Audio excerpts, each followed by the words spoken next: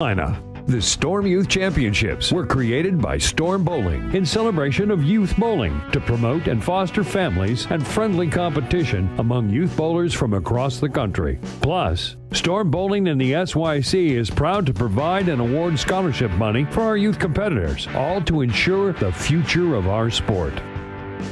The SYC Coastal Classic, presented by Storm Bowling, the Bowlers Company, Bowl Up a Storm, and is brought to you by I Am Bowling, the official merchandiser for the SYC, by PBA Junior, the PBA Youth Club for bowlers under age 18, and by Kegel. From lane machines and Specto to training centers and parts and supplies, Kegel, built for bowling. A portion of the proceeds from the SYC Coastal Classic will go to benefit Ballard versus the Big C. More details available at ballardversustheBigC.org.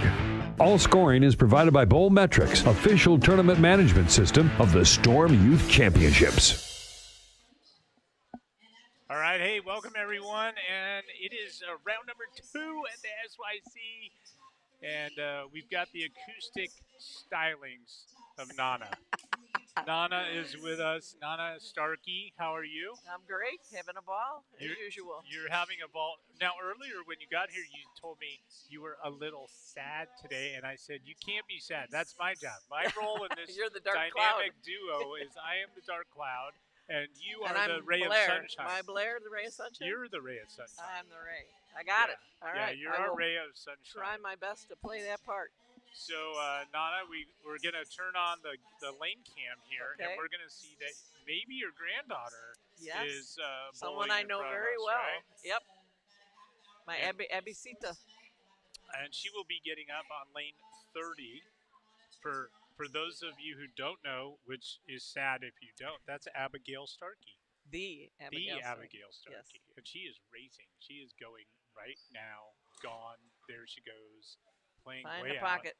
Out. Oh, that is high. Good grief. That is a tough go. Build her up. Oh, and boy. Now, Nana is sad. Now I'm sad.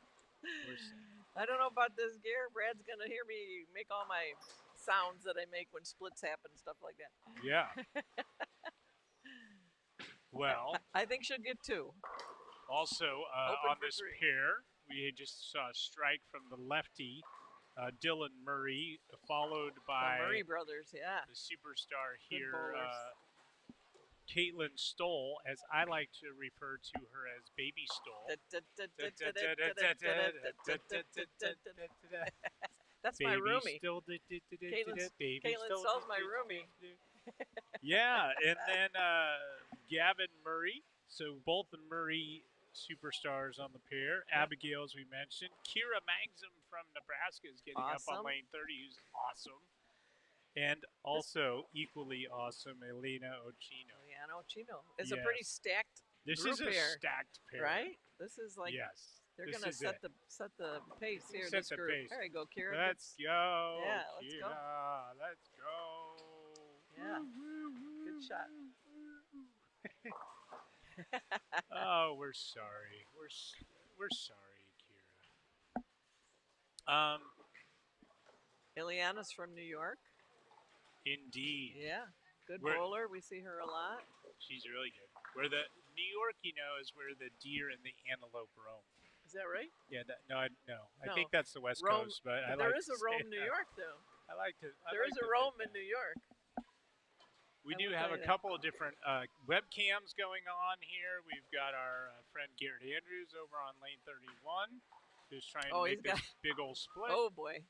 And that did not happen. And then this other camera here, which gives you a little bit more of a view going down. I see Mary Beth Baker rolling a strike on 28, just off there. So we heard they were tough when we were over in the other place. The rumor has it that this is not an easy go here today. This is a little tricky over here. Yeah, at least this morning the scores were low, but maybe this afternoon the scores will be high. I hope so. I hope at least on lane 29 and 30. At least on lanes 29 and 30.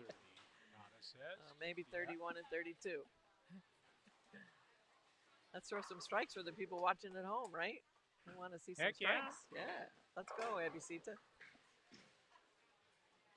Shout out, yeah. shout out to the papas in Vegas that are probably watching the show. You know, someone just logged in. Someone named Oh, Frank. there he is right there. Yeah, Frank just commented in. He says, "Oh my gosh, there's a time delay on the broadcast." Listen, we've got this under control. We're good. They were desperate, Frank. They were desperate. Don't worry, Frank. Don't worry about us. We'll be fine. We'll be all right. Good thing it's just one game and not the rest of the afternoon. Yeah. One for fun, Garrett, because I can't talk that much about bowling, but I can talk about a lot of other things. Yeah. So I am an expert on many things, but not bowling. Well, we had a nice time. Let's talk about that. In Chicago, we got to... With our buddy Cliff. Our buddy Cliff was there, and we had a nice, hung out, had some fun. Some purple adult drinks. Well, I don't remember that. I got pictures, Gare. I'm just saying. Just saying. I got a pin. Why is Frank not here? Frank is golfing in Las Vegas with Beth's dad, Brad's father-in-law. The two papas are out there. Are you kidding me? Yeah. They're just buddies like that? Oh, yeah. They go on golf trips Yeah, and golf stuff? buddies. Yeah, we're very close to them. I mean, Beth basically grew up with us, so we're real close to her family. Beth grew up with you. Yeah, pretty much. All right. I mean, I've known her since she was 14, so she just turned 40, and I hope I don't get in trouble for telling everybody that. Yeah. Just had her 40th birthday. It makes sense. And she looks darn good for 40. I'm just saying. We're just saying. Just saying. I better say it. Where are they playing golf is what I want to know. They're going to Utah. They're going to drive to Utah on Monday to play golf. But I don't remember Frank calling me. No. Well, he knew you were going to be here, so, Yeah, otherwise he would have. I just don't remember that. I feel like I would have remembered that text or phone call, Frank. Yeah. Beth's dad is actually abducting him and driving him to Utah to play in some... St. George? Maybe. Yeah. Is it close to Vegas? Yeah, it's only an hour and a half. Yeah, that's where they're going. It's beautiful there. This time of year, too, the weather's going to be great. Yeah. So they'll have a good time. And then hopefully Papa will win some money on the dice table so he can pay for all the bowling expenses. Yeah. Somebody's got to do that. Fund our bowling. That's right. A GoFundMe. Frank is my GoFundMe. That's it, Kira. Nice shot. Kira from Nebraska. One of my peeps. One of your peeps? One of my peeps, yeah. They go back, Kira and Abby bowled EYTs against each other when they were, 9 years old. She's been bowling against Kira for a long time. How tall, not to interrupt you, but how tall is Dylan Murray now? Like 8, 9 feet?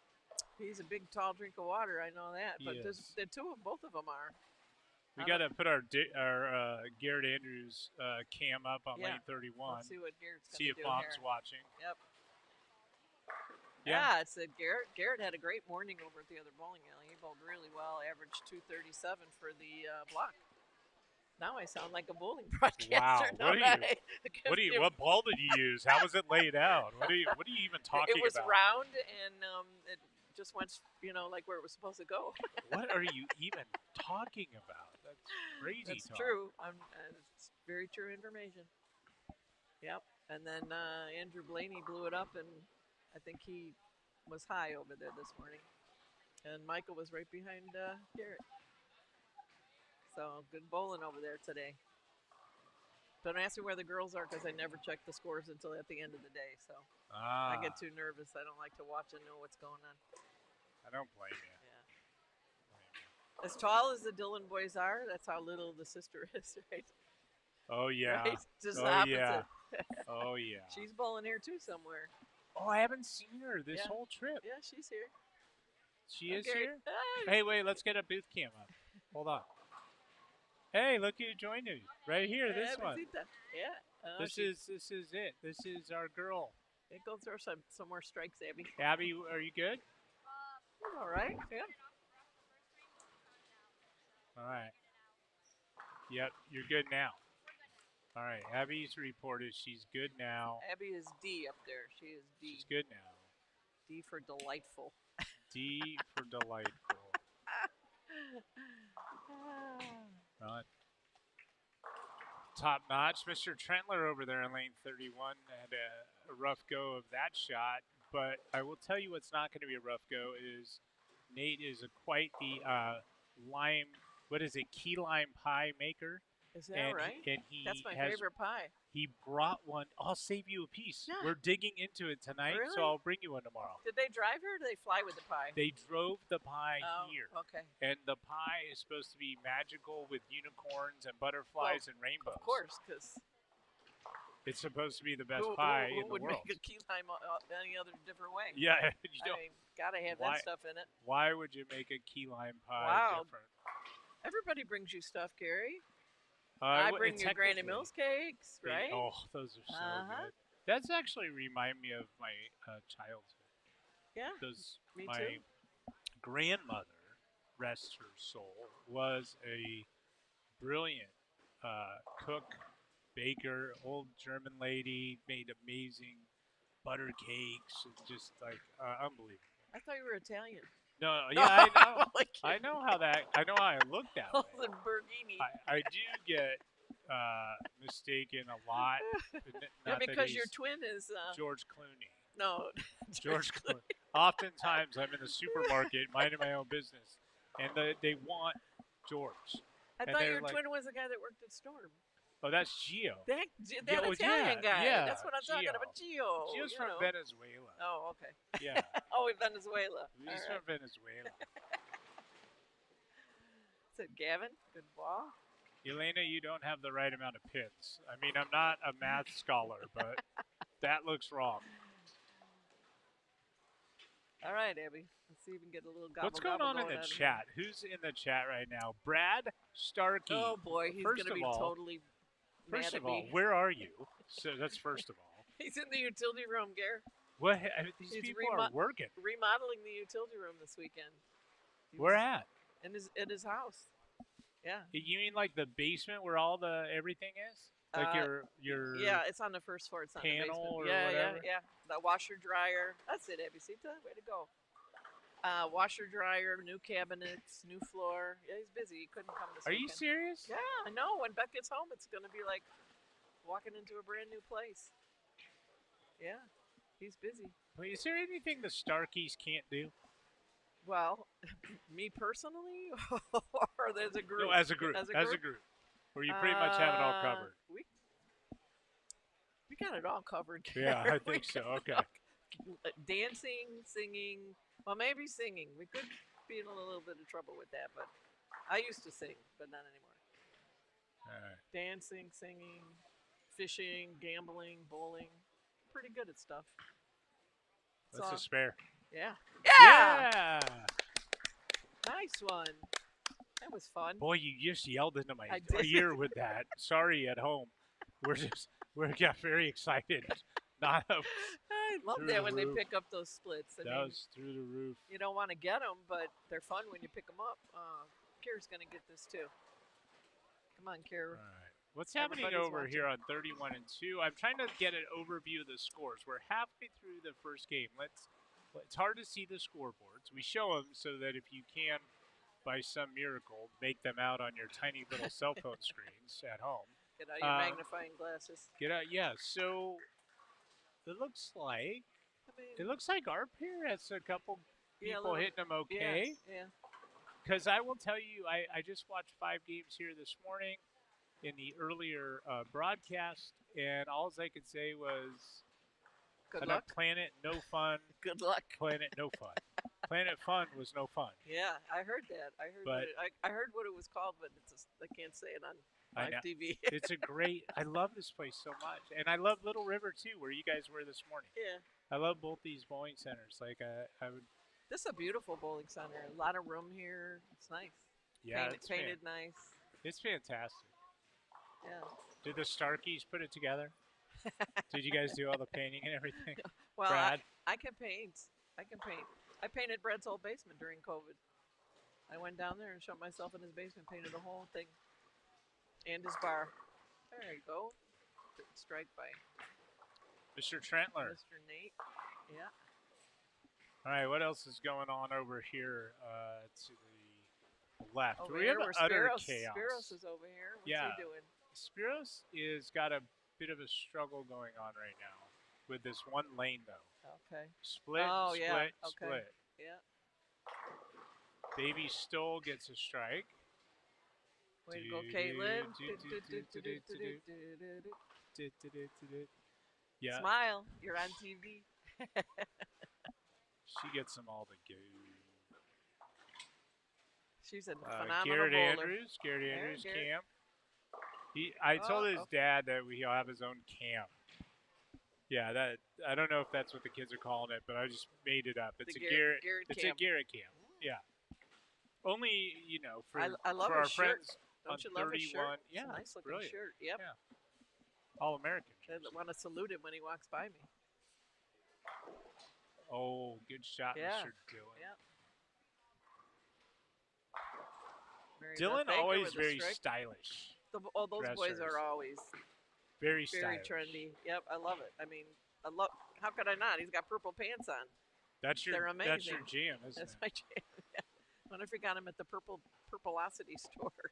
There's a store called Purpleosity Yeah, it's right here. in this town. It's in the Myrtle Beach Boardwalk. No way. Yeah, Blair and Leanne told me about it Everything last year, and purple. we went. And the whole store's everything purple. Yep. Probably. Are had, you going? Yeah. Oh yeah, I'm going. I bought them a Christmas ornament from in there, a purple one. Imagine that. Well, you had no other choice. It was Right. purple or purple. Get over. There you go. That's it. Abby, All right, let's Abby. string a few. Come on, girlfriend. Yeah, yeah. Let's have some fun. They planted fun. Let's have some fun. It's a good spare by Dylan. Kira stepping up. She's on a couple opens. So she needs to rebound, and Baby Stoll on lane 30 is. By the way, I think she's won this tournament two times. Kira? Or Sorry, yeah, Caitlin. Oh, Yeah, Baby Stoll. really? I would think more than that. She's super, super bowler. Yeah, she's She amazing. scares me. Oh, good shot, Yeah, Kira. Kira and Abby went at it the last SYC. The two of them duked it out. And Abby Who won? Abigail won. That was her second one. Had one a year ago against Caitlin Abagania. Was I there? No. Was you it weren't. Wichita Yeah, it was pickleball? Wichita. Is yeah. it the pickleball open? The pickleball open? Yeah, I was playing. I told you I kicked Blair off my team because she didn't Chicken make and her pickle. serves. She didn't make her serves. You got to work on those. Speaking of that TikTok we were going to make, Gary. All right, so Janet wants to know Oh, nice pickup. how Trent is doing. He just picked up a nice split over there. Just made a nice spare.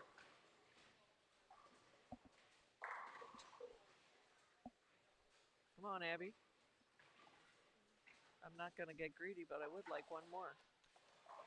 But that would qualify for a 6-pack of chicken tenders, Nana. Man, let's go. Come on, Kyle Troop. Sponsored by Kyle. Troop. Oh, Kyle, Abby. Abby just saved you a bunch of money on your chicken tender Yeah. purchases Son of a here gun. at Planet Fun. Abby beat Kyle Troop, too, not that long ago. No, let's not bring that up. Oh, it's Kyle's just- fantastic. Kyle's just recovering.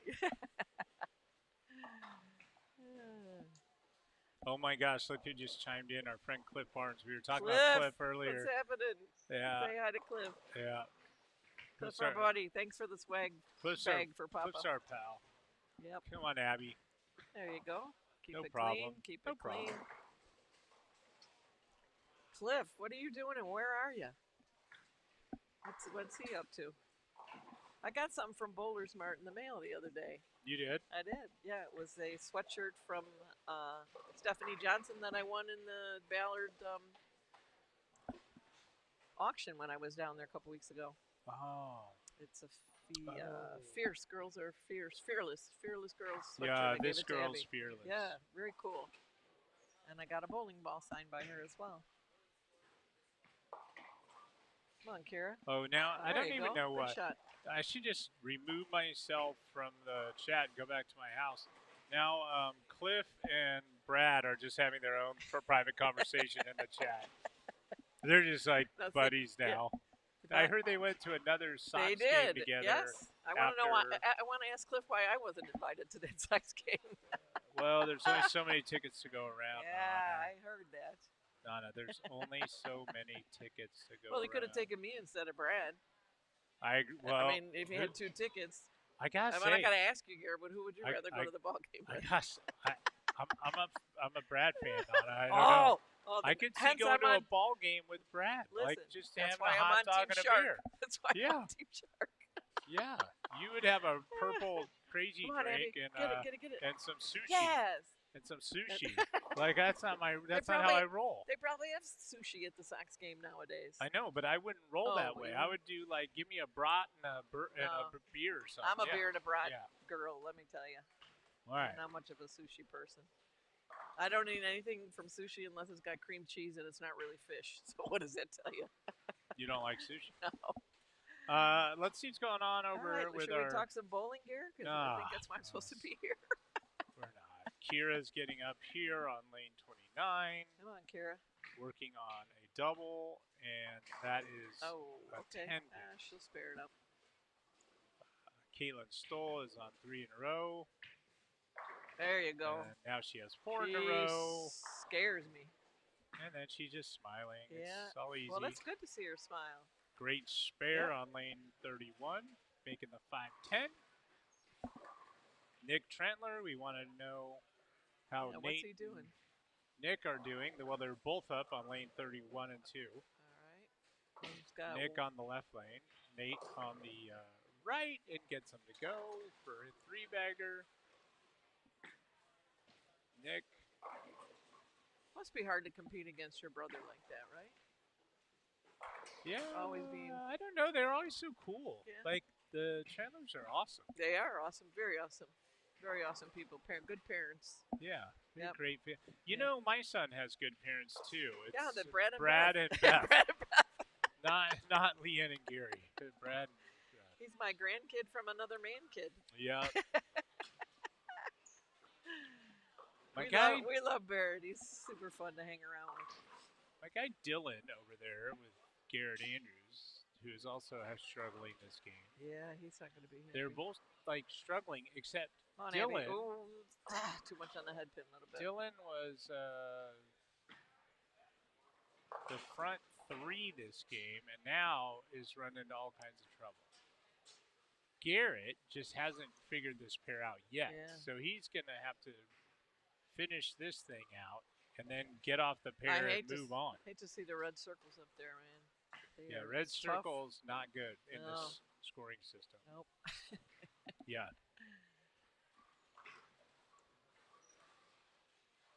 Not too many of those over here on this few.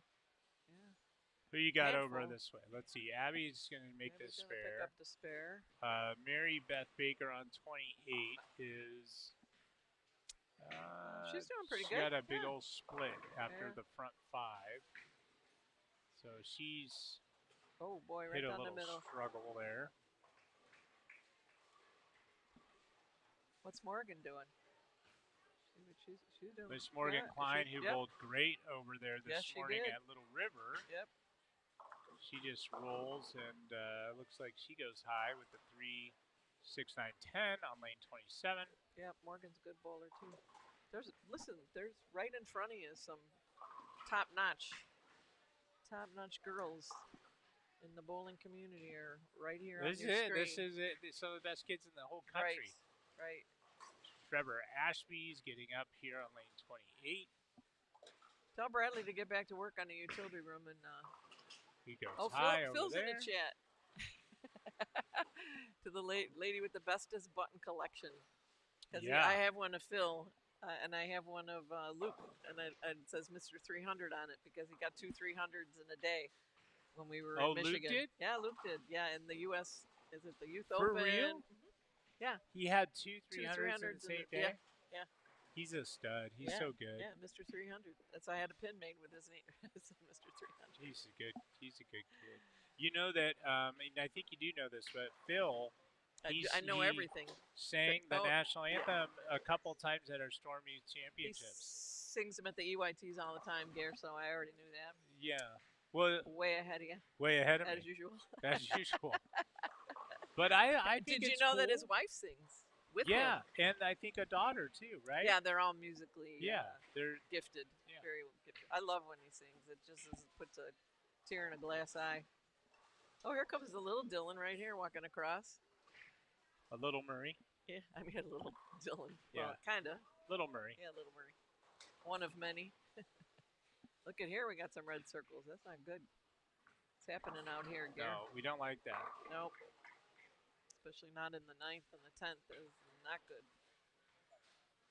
Whoops. Well, they kind of are proven to be a little bit unkind here. And that's in a lot of happy campers. Let's see what's happening. Hillary says shout out to Spiros Yeah. for rocking a Shark jersey. Yes, Hillary was officially part of Team Shark when we bowled together at the Open Championships with Okay. Blair. Okay. And The enemy. She was the enemy? no, there are no enemies. Oh, okay. A shark. Frenemies. No, a shark and a tiger. They don't even know Never each gonna other see exist. each other. They don't even know each other. So they're perfectly good with each other. That's true.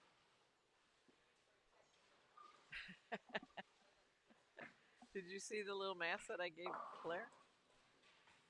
I bought Blair a shark mask. Should probably bring it out later when she's on the live stream with you Tomorrow. tomorrow, or for Halloween. Trick or treat. All right, Abby. Kathy is there. Hi, Kathy. And Dylan, I'll give you your Dylan update. Dylan needs to finish very strong right now. And so. Come on, Abby. Oh, Abby. Criminy. Abby. 7-10 in the 10. Now, Are you kidding me? You know, nada. What? Can't catch your break. We could make this. It could happen. I've never seen it, but it certainly would be fun. Wouldn't it be great on It this would be live amazing. stream? Yep. Throw it hard, Abby. Overhand. Just Overhand. Whip it down there. Hard as you can. Hard, Close your eyes and whip it. hard as you can there, Yes. Abby. Let's make the 7-10. Not going to happen. Oh, no. man. It took the wind right out of the old sails. Okay, But good game, though. 215. We'll take it. It's a good start in a hard place, right? That is a good game. Yep. 215, solid. She's going to be a little irritated, but me as a bowling fan sitting in the back not doing anything except eating my popcorn. Which is delicious, by the way. By the way, 215. Do you know why it's delicious? Because it's movie popcorn. Because the McCalls, the owners of Planet Fun own movie theaters. That's why I we have. didn't know that. Yeah, this is why they have all the popcorn. Because where do you go to bowling centers and they have popcorn? Yeah, Never. not good popcorn. Well, they we never were have somewhere else popcorn. that had popcorn. It was terrible. No, they have legit popcorn. It's This good. is movie I house was calling popcorn. movie popcorn. And I didn't even know that it was. Oh man, Garrett's got a split. Oh, we got 3 out of the 4. It doesn't count as a spare. Not. Does not. No. Oh, he's gonna be very mad. All right, baby You Stoll gotta rebounds. let it go and So a couple splits for Caitlin Stoll this game, but she's still going to be above 200. yeah. Which she had is a nice great. turkey in the middle. Which so, is great. And yep. Abby with 215, which is great. Yep. Because I will tell you, there were only 3 or 4 youth players plus here today. Oh, is that in right? the first round, I think, yeah. Wow. Out of So everybody? out of everyone. Holy cow. All of them. Yeah. They were hard. Yeah. It was There's fierce 4 out more there. games, Garrett. No, There's it's 4 more fierce. games. I'm not getting too excited yet. It was fierce this morning. Well, they're looking pretty tough. I mean, Abby made it look, fairly easy, but nobody else is. Out of the 6 lanes that I'm watching, it's not. Everybody's going to be unhappy. All right, I'm checking out the chat Aruski again. Okay. Oh, Papa's in there, off to the craft tables. Don't come home unless you're a winner. Just stay there. I want pictures of chips. Kathy, I'm going to tell you, Text Dylan me. has indeed rebounded. We are very excited to report that after the 4 straight opens in the middle of the game, he now has 3 strikes in a row going into the 10th frame. And he started the game with the first 3 strikes. So he is in good shape if he finishes out this 10th frame. He will have saved his game, and he can move on to game 2, which is great. And that would be fantastic. Frank is good luck on the craps table. 7 come 11. I don't know what you say. I don't know anything about craps. Yeah. 7 come 11. Hillary wants to thank Nana Starkey for hooking her son on pickleball. Oh, yeah. Okay. Alex I know Crawley, who that is. Alex, Yep. yeah. I know who that is now. Sure. That was super fun. I love whooping up on the kids. I did that to my own many times when they were little. No mercy. Now whip up on the grandkids. Nana. That bag looked familiar. Yes, I wonder where that came from. It's I've got my name on it. I've seen that bag. Because you know I'm old and I'll forget who I I've am, seen so that. now I just have I've to look seen at the that bag. I The think old bag and the bag. the old bag and the bag. Did you see that? I thought that pin was going to stay up. It went down. Dylan gets him to go. Yeah. Kathy, let me try to get you a little closer view. There's Dylan. So, yep. And he did get his first strike in the 10th, which is monumental. This is huge for him to rebound.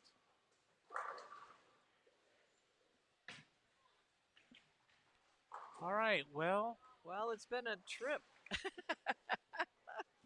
Now maybe you can get somebody in there who knows what they're talking about, Gary. you know what we're going to bring in is Well, this is going to be a tough act to follow. I'm just saying.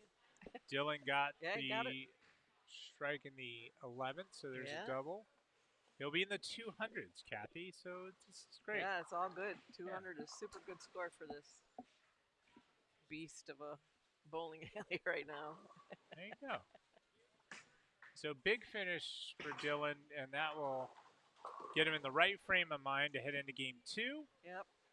Nana is going to rest her vocal cords. Yeah. She'll come back maybe tomorrow for another round. Nobody wants me with some back. singing and dancing live from Planet I Fun. can dance. Live from Planet Fun. Yep. I'm gonna Thanks for hanging out with us. give a shout out. We're going to take a little break, and we'll be back. Okay. You're watching the SYC Coastal Classic from Planet Fun in the town of Charlotte, North Carolina. The Storm Youth Championships were created by Storm Bowling in celebration of youth bowling to promote and foster families and friendly competition among youth bowlers from across the country. Plus, Storm Bowling and the SYC is proud to provide and award scholarship money for our youth competitors, all to ensure the future of our sport. The SYC Coastal Classic, presented by Storm Bowling, the Bowlers Company, Bowl Up a Storm, and is brought to you by I Am Bowling, the official merchandiser for the SYC, by PBA Junior, the PBA Youth Club for bowlers under age 18, and by Kegel. From lane machines and Specto to training centers and parts and supplies, Kegel, built for bowling. A portion of the proceeds from the SYC Coastal Classic will go to benefit Ballard versus the Big C. More details available at ballardversustheBigC.org. All scoring is provided by BowlMetrics, official tournament management system of the Storm Youth Championships.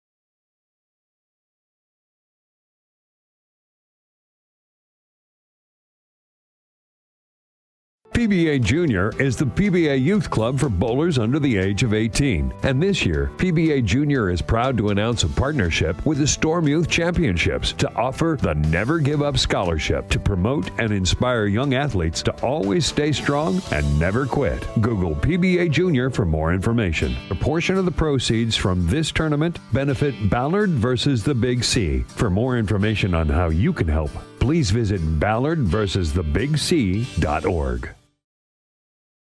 PBA Junior is the PBA Youth Club for bowlers under the age of 8. Throughout this block of bowling, you can track scores on BowlMetrics, our tournament management system.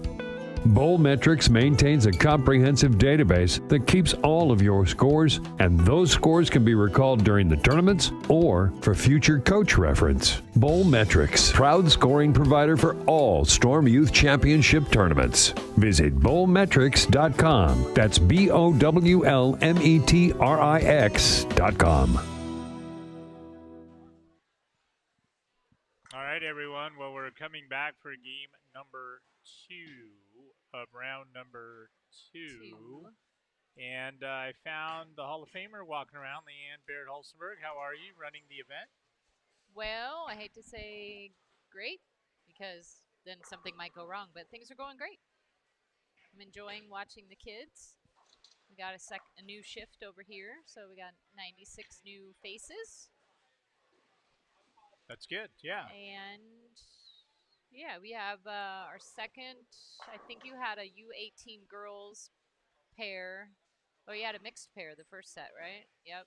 And now we have a U18 girls pair. All right.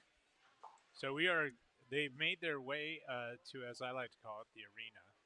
The arena, The arena. live stream arena. The arena. We have Maddie Phillips up on the left lane from Springfield. No, Did she's Maddie from just get Springfield? one? I think this. Yes. Okay. 1. Maddie, welcome to the live stream. And then Era Pitts on the right lane. She likes the New York Yankees. Did you see how I said that? Yeah. She has a Yankee jersey on. Very cool. And then Hannah Perry. Who else do we have on this game coming up? Raina Rue, Amanda Lang, and Katie Wall. All right. You said U18. U18 girls, all 6 of them. This pair would appear to be tighter than the last pair. Just gauging on Maddie's first 2 attempts. 1 and 6. I'm sorry, she missed 1 the and head 5. Twice. So she's gone to get a new piece of equipment. Hannah Perry, of course, goes high. Well, as we said before, this is not an easy pattern or surface to bowl on. So while the guys were kind of hooking it, that was a great shot. That was Amanda Lang. Amanda Lang. Jeff Collins in the chat. Hi, Jeff. How are Jeff you? Collins. Miss seeing you and your son here at SYC's. On to the next phase and chapter in life. College. Taking those kids away from the youth scene. Moving on to bigger and better things. Here comes Raina up on lane 30.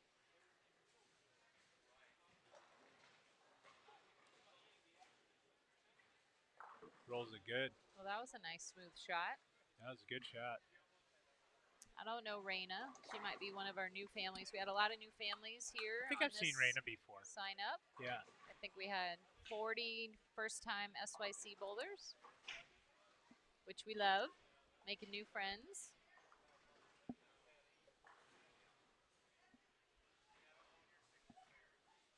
Who do we got in the chat? Steph. Gary told me I probably shouldn't call it Planet No Fun.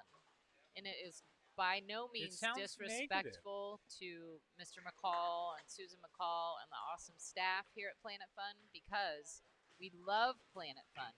But the lanes and the scoring, it really is Planet No Fun. But I just tried to prep the kids. Don't have high expectations for this center. It's historically lower scoring than the other one. Right. And we kind of proved it today. There are only a couple boys plus on this morning squad on the U18, and there were 3 boys on the other squad that were like 100 and something over. So, but not too much difference this year in the bulk of the field. Yeah. We'll like you said, it's a great family-owned business, the McCall family. We love coming here, Yeah. and the kids all love coming here. And our friends at Kegel put out a very challenging oil pattern that no one has ever bowled on before. So it makes it, we don't know. You can look at a pattern on a piece of paper and go, oh, that looks easy, or that doesn't look too hard. Yeah. But then you start throwing balls all over the lane with all the different styles and types of equipment, and all of a sudden, Challenging. to say the least. Yep. Which, I guess they wouldn't be bowling if they're not up for the challenge, right? Agreed.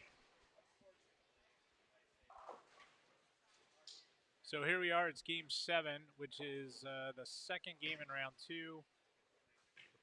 Leanne, as I mentioned, when you got into the booth, you're the one doing all the work for this event, right? Well, I do the stressful? pre-work. It's stressful because I am, as you know, I am a perfectionist. And, you have, I don't know. I just want everyone to give the tournament an A+, whether they bowl good or bad.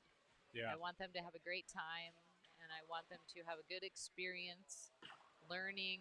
We try to stress there's only one winner.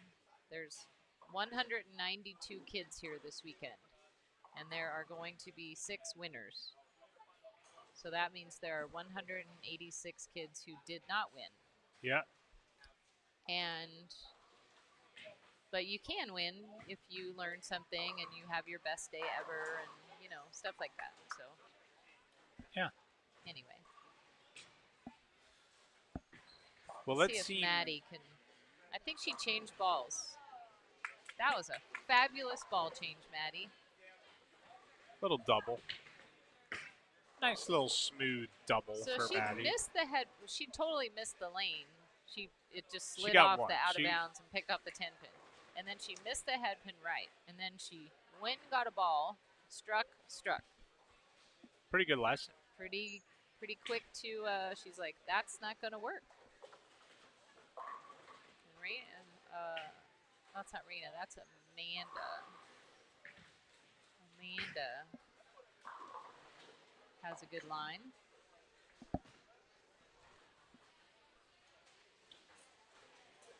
Anyway, if you guys want to check out the scores, we of course are on BowlMetrics, and we have a cut in this tournament to the top 50% of each division, and we will cut generously. So if it's an odd number, we cut up.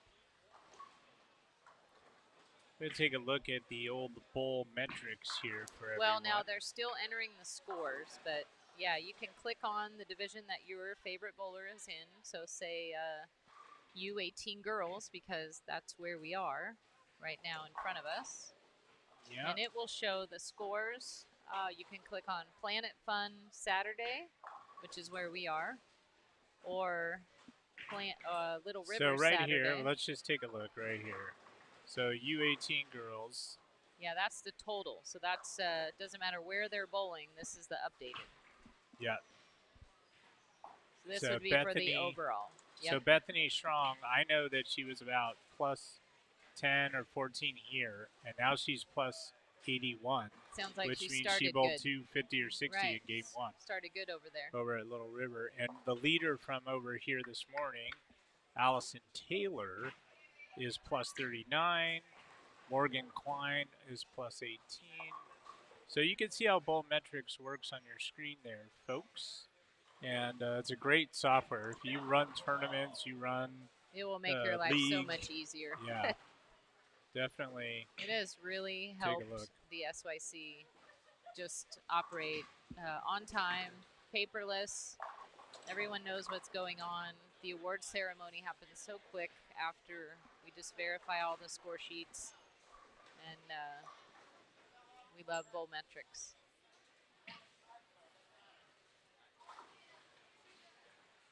Hi, Kenny No one's Hedgepath. bowling. There's a pin down on, we have to respot lane 29. So we can say hi to the chat. Kenny Hedgepath is in the chat. He should be here in Myrtle Beach. Another college taking our favorite families away from us. Guys going to make a... It's sad. You know, the kids age out, and we've made friends with the parents, too. I would say that to be true. Hi, Kenny Hedgepath. We love and miss you. And we hope that you're well. And actually, when I walked on the break, Kenny, I walked by and the Tennessee Volunteers were playing football on the TV. And I don't know what the score is. I don't know anything about it, but I do know that you like your Tennessee balls. And he's got his balls t-shirt on. Can he like the Vols in Vanderbilt where his daughter Jenna is now a bowling celebrity? Well, Can you like them both? They're both in Tennessee, right? I would think so. I mean, he lives closer to Vanderbilt, but he's always a Vols guy. But speaking of the Vols, the guest in number 3, game 3 in the booth. Do you know who it is? No, not Vols. Vanderbilt. Alyssa Ballard? Alyssa Ballard is Alyssa coming Ballard in. is here? Game number 3. I haven't seen her. She's staying at our house, and I haven't seen her. Yeah. I left too early. I didn't get to say good morning to Alyssa Ballard. So Alyssa's tag teaming with me. She's coming in next. Maybe I can say hi and bye to her. Yep. She's going to come talk about our charity of choice, Ballard versus the Big C. She's a perfect person to talk about it. Her last name is Ballard. And she lives the Ballard versus the Big C life there in Texas when she's home. Helps her mom and dad with the charity work and their awesome team of people. And she can also talk about the SYCs. She's bowled her number of SYC tournaments. She has aged out. Another one. Stupid college.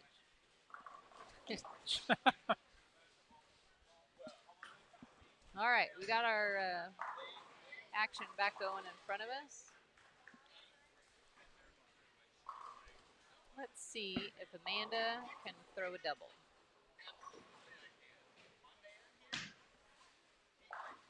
Pretty soon, so your next pair has some amazing talent on it. It's our youngest pair. One of our youngest one. The second youngest on this squad. Yeah. And there's a kid bowling who I think is bowling his first SYC. His name is Jonathan Verde. And he was the U12 leader. He was plus this morning over at Little River. And he's going to be on the live stream pair. He's from Las Vegas. And then some of the U12 girls are going to be close by, and they're the cutest pair in the world. Jersey Aspady, Ellie Kate Murray, Taylor Morgan, the cute pair. That's fun.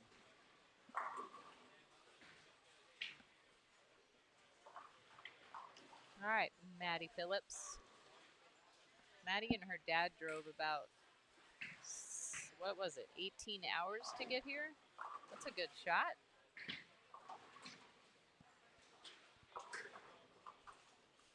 Just enough, Maddie.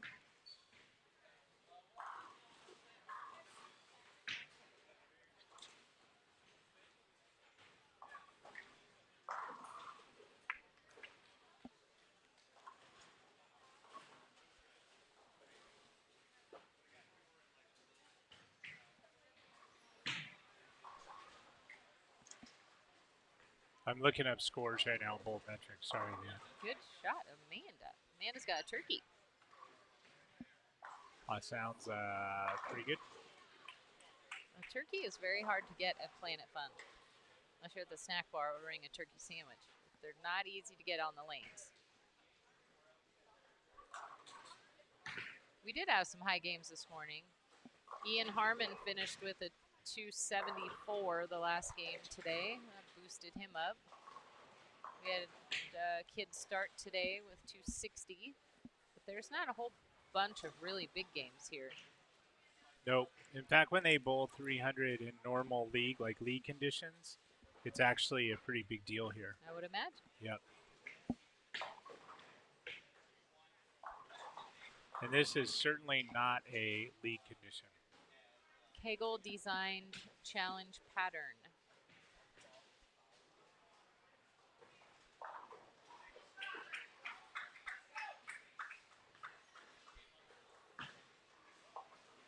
Ooh. I hear some commotion off to the left. Yeah, some cheering parents, which Cheering. we like to hear.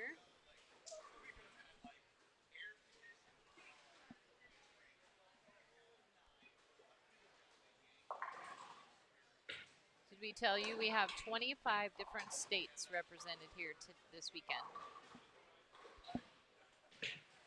Coast to 25. coast. Coast to coast. North, south, east, and west. Kenny says that, sorry about the segue, but his ball update is 38 to 17 Tennessee. Tennessee's winning. And Kenny will have a nice evening tonight. He'll be happy with that. All right, what's your prediction over here? Reina Oh, we got a couple. getting of a these girls spare 3-bagger, getting up here. I'm rooting for a 4-bagger. Yeah, let's go. Come on, Ray Naru. I like her Good shot. game. Yeah, she reminds me of Alyssa Ballard. Like she's lanky and thin, Oh, yeah. but she's Yeah, good form. Good and roll. Knee bend. And so that's Yeah. a 4-bagger, and she is 2 shots away from a 6-pack of chicken tenders brought to you by Gary Kyle Hulsenberg. Troop. No. Kyle Troop. Oh, Kyle sponsors the 6-pack chicken tender challenge. Yep.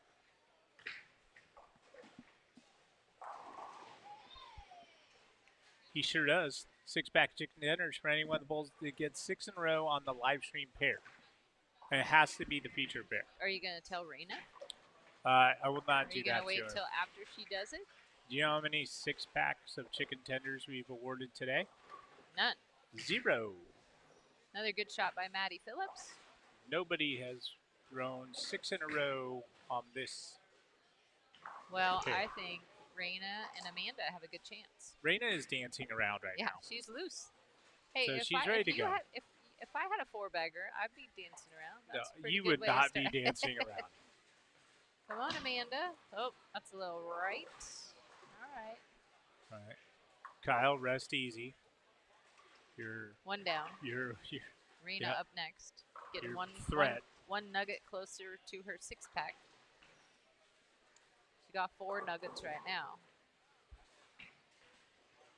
that's wide.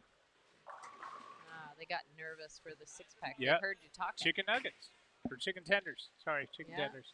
6-pack of chicken tenders. So I have some, it's kind of some breaking news. Wow. You Breaking know, news. our official apparel sponsor, Yeah. I Am Bowling, is always generous to donate 2 additional scholarships to some of the SYC kids each tournament. And they are wanting to switch things up for next year, and they're going to start it this year. So I talked to Ken, and I said, have you have any ideas for your scholarship? And he said, well, I think I would like to start a new one this weekend. We're going to do a random scholarship. So it's like a random draw for a $100 scholarship. And because this tournament is a little different, another good shot by Maddie, 7-pin. Because this tournament is a little different and we have a cut, so not everyone gets to come back tomorrow. We are going to do the random 6 scholarships from the kids who don't get to come back tomorrow. So one boy randomly drawn from 37th to 72nd will win a scholarship, and so forth. Okay. So Each division? each division, the bottom half. So the top half of each division comes back tomorrow and bowls 5 more games. So that's $600 in scholarships. Yeah, additional. So a random person tomorrow is gonna who doesn't get to bowl. Now they probably won't find out until I email them because they might not be here tomorrow. Maybe some of them would because they'll come here and watch. But we're gonna do a random. We have a app that's a random number app, and we'll randomly pick one person of each division. So I thought that was a nice Wow, I love that. surprise and a good way to start it. He's going to continue that moving forward at each SYC. Love it. So, Very nice. Thank you to Kenny and Kathy, Keegan, and I Am Bowling. Yeah. Hannah, the big wheel. Two-hander. Crushed it. Those are great. We have a couple two-handed girls here this weekend. Yep. We're seeing more and more of them.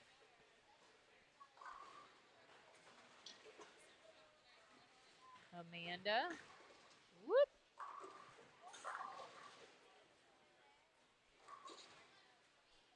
It's all right. Good shot, Raina. Sheesh. Sheesh. Good shot. That's pretty solid there, Raina. 10 in the pit.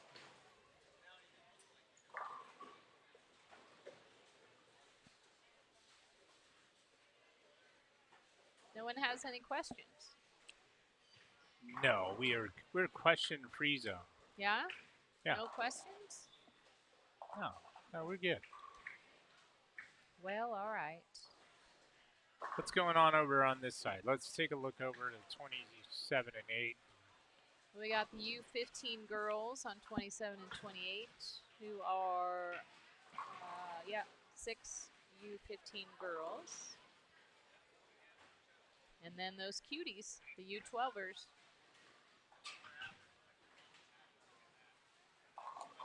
You know how those little oranges at the grocery store are called cuties? Yeah, cuties. That's what I call the U12 division. Yeah, the U12 division. I'm gonna start that's putting funny. a little cutie emoji on there.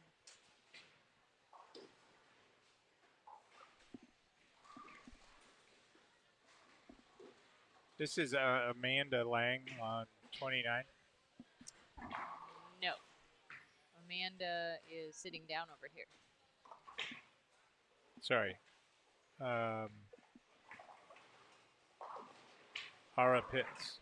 No, She's coming up on 29. it's Katie Waugh. That was Katie. Katie bowls like someone you and I know Okay, I'm gonna watch again. from years gone, and it's all about the footwork Okay, and that she uses, okay. and I love it. I love her game. I'm gonna have to pay more Yeah. attention. It's awesome. Do you think Katie knows she bowls like this person? No, this person's super old. Oh, like me. Yeah, like me. Super old. Is the person a man or a woman? A man. Katie bowls like a man. Well, I didn't say it like that. But Katie's footwork has similarities. Katie's footwork has some, Is it to a me. pro bowler? yes. Okay, I'm gonna watch Katie. And in my opinion, a very good bowler. So, just that's my opinion on the subject. I predict that I'm not gonna answer this properly. No? Okay. Let me see though. She's getting She's coming up now. I think this is someone, the person in my mind is someone that you know personally and is in your exact age range. Okay. And I could be crazy, but this is what it reminds me of. Fast. Yes. Very good, fast tempo. Fast, quick tempo. The lean over. A little lean. Almost like the upper body's like forcing the feet to go quick to catch up. Oh, there's my clue. That's a great shot, Raina. Wow. Boom. Nice shot. Tremendous. Bowling a great game. A great shot. She said thank you.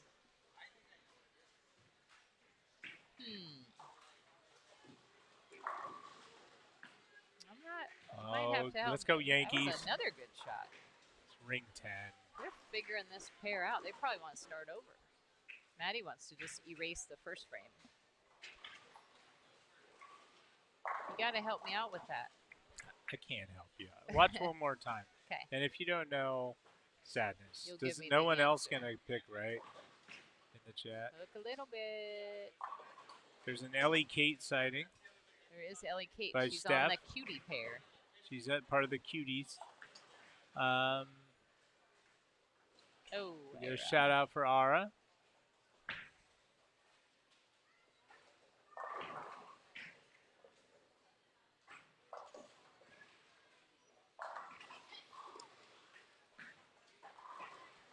Sarah Jordan wants to know how you see other bowlers playing. Well, here's the deal. We have our setup because of the Wi-Fi area is official pairs 29 and 30. And of course you can see 31 and 2 and 27 and 8. And throughout the day, all the kids skip 2 pairs, right, Leanne? And go to Yes, the third after pair. each So game.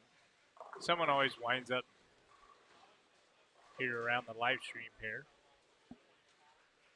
We only So- have one set of live stream cameras and one setup. So we have the bowlers come to us. Yeah, that way if we stay stationary and they move, you're guaranteed to see the person you're interested in at some Yes. point, right? Yes. I would hope. Let's see if Raina can.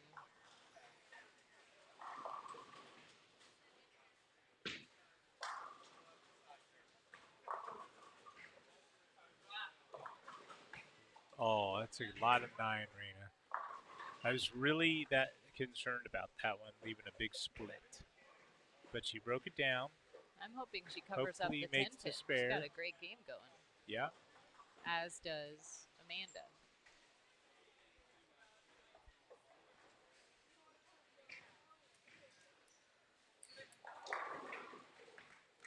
There you go. Covers it up. Had me scared. There's a little out of bounds on these pairs. Whoop. Raina. Jinxed her. I did jinx her. Shake it off. Still got a great game going.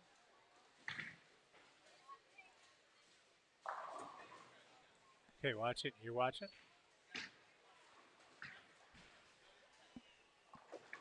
How do you not see that? You mean like Norm Duke or something? Kent Wagner. Oh, Kent Wagner. Yeah. That was it. That was Yeah, he is like super fast feet. and the way he kind of rolled Yep, into it of his yep. upper body. Oh, you're right, hun. Sorry. Yep. That was it. I see thought, it now. and I he's do your see friend. You and him are buddies. So I It. figured. I haven't seen him for a long time. I don't even know if he bowls anymore. Does he bowl? Yeah, he does. Yep, still good. Yep, you're right. You got a good eye for stuff like that. Yep. I'm old, Leanne. Listen, this is getting close to the end of game 2. We're going to be taking a break when this pair is finished, and then we will come back for game number 3, You gonna play a in commercial? which we are going to play a commercial. And yeah, And we got some cuties coming. The next game is the U12 boys pair with a little glimpse of the cuties. They'll be on the right side, so you might see some. well, we have the right camera. Look, this is Okay. our cutie cam. All right. See, I just saw Jersey, Yeah. Miss Beatty. Was that Jersey? No, it was not Jersey. No, that was Taylor.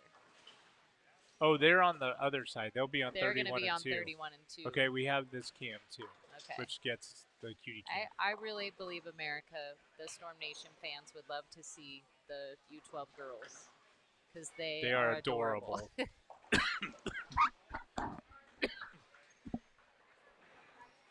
They're so adorable. They got you all choked up, honey. So we'll have a little glimpse of them, and we have the U12 boys. Some young talent. But let's see if the girls can finish off this good game. Maddie's going to bowl 196, which is a fabulous game. Ara. Wide. There is an out of bounds. Yeah, lane 29. You don't want to throw it that direction on 29. You got to think of the first arrow as the gutter. Great shot, Maddie. That was a great 9-frame game, Maddie. Yeah. Good save. I'd like to ask Maddie, do you think after the first frame that you would bowl 196 this game? And she's so funny and so, she's this fun-spirited girl, and she would laugh at me if I asked her that. So good save, I think she would have gone higher. Yeah? I don't know. Pretty good bowler. I would take 196. Me too. If I started with a 1 and a 5, that would be a great save. I'm good with 190. Yes. She had a couple doubles, a couple good spares, and she was clean the rest of the game.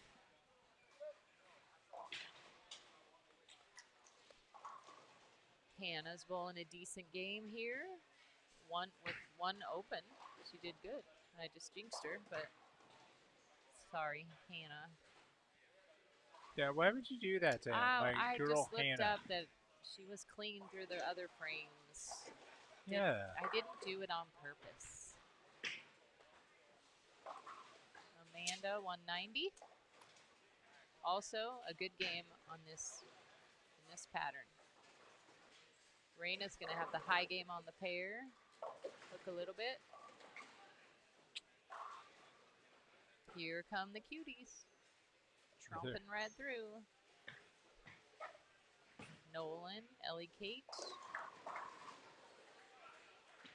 So, when you leave the booth, Leanne, you said that, or I'm asking, could you please find Alyssa Ballard? Yes, I will go get her. And we will see you later, so enjoy. She knows she's coming in here? Okay, game I will 3. go get her. And we will be back in a jiffy when the next crew gets on here to get going. Until then, I'll watch my Kent Wagner lookalike finish out this last shot. Katie Waugh. Look a little. All right. All right, folks, we'll be back in a little bit. Stay tuned. We'd like to take this opportunity to welcome our newest sponsor to the Storm Youth Championships, Ray's Eyewear. Ray's Eyewear joined our SYC family this year, and they're huge supporters of the sport of bowling. Shatterproof polycarbonate frames, flexible and durable materials with a reflection of style that's for everybody. Ray's Eyewear. And look for exclusive SYC sunglasses that are only available right here at this tournament. Who doesn't want to look cool? Visit rayseyewear.com. Ray's Eyewear. Raise your game. We'd like to take this opportunity. Throughout this block of bowling, you can track scores on BowlMetrics, our tournament management system. BowlMetrics maintains a comprehensive database that keeps all of your scores, and those scores can be recalled during the tournaments or for future coach reference. BowlMetrics, proud scoring provider for all Storm Youth Championship tournaments. Visit BowlMetrics.com. That's BowlMetrics.com. You're watching the SYC Coastal Classic from Planet Fun in the town of Charlotte, North Carolina. The Storm Youth Championships were created by Storm Bowling in celebration of youth bowling to promote and foster families and friendly competition among youth bowlers from across the country. Plus, Storm Bowling and the SYC is proud to provide and award scholarship money for our youth competitors, all to ensure the future of our sport. The SYC Coastal Classic, presented by Storm Bowling, the Bowlers Company. Bowl up a storm. And is brought to you by I Am Bowling, the official merchandiser for the SYC. By PBA Junior, the PBA Youth Club for bowlers under age 18. And by Kegel, From lane machines and Specto to training centers and parts and supplies, Kegel, built for bowling. A portion of the proceeds from the SYC Coastal Classic will go to benefit Ballard versus the Big C. More details available at ballardversustheBigC.org. All scoring is provided by BowlMetrics, official tournament management system of the Storm Youth Championships.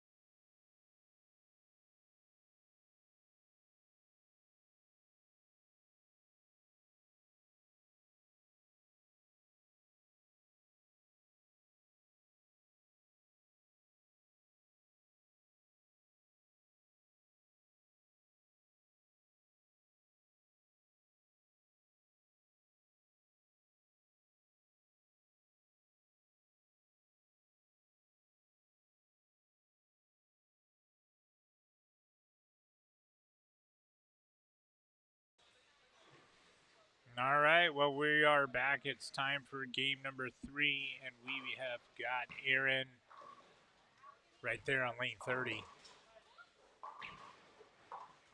And Madden on lane 29. Lane 29. So Madden has Beatty over here at 29. We've got Aaron on lane 30. Following Aaron on this pair, we have Alexander and Jameson. And then following Madden on the left lane is John and Trevor. And joining us in the booth, we've got none other than the hatted, incognito, laying low, almost like she's trying to hide from the paparazzi, Alyssa Ballard. Hi, everybody. Alyssa, what is happening, and what are you doing here? I really just missed everybody. You know, I'm at college.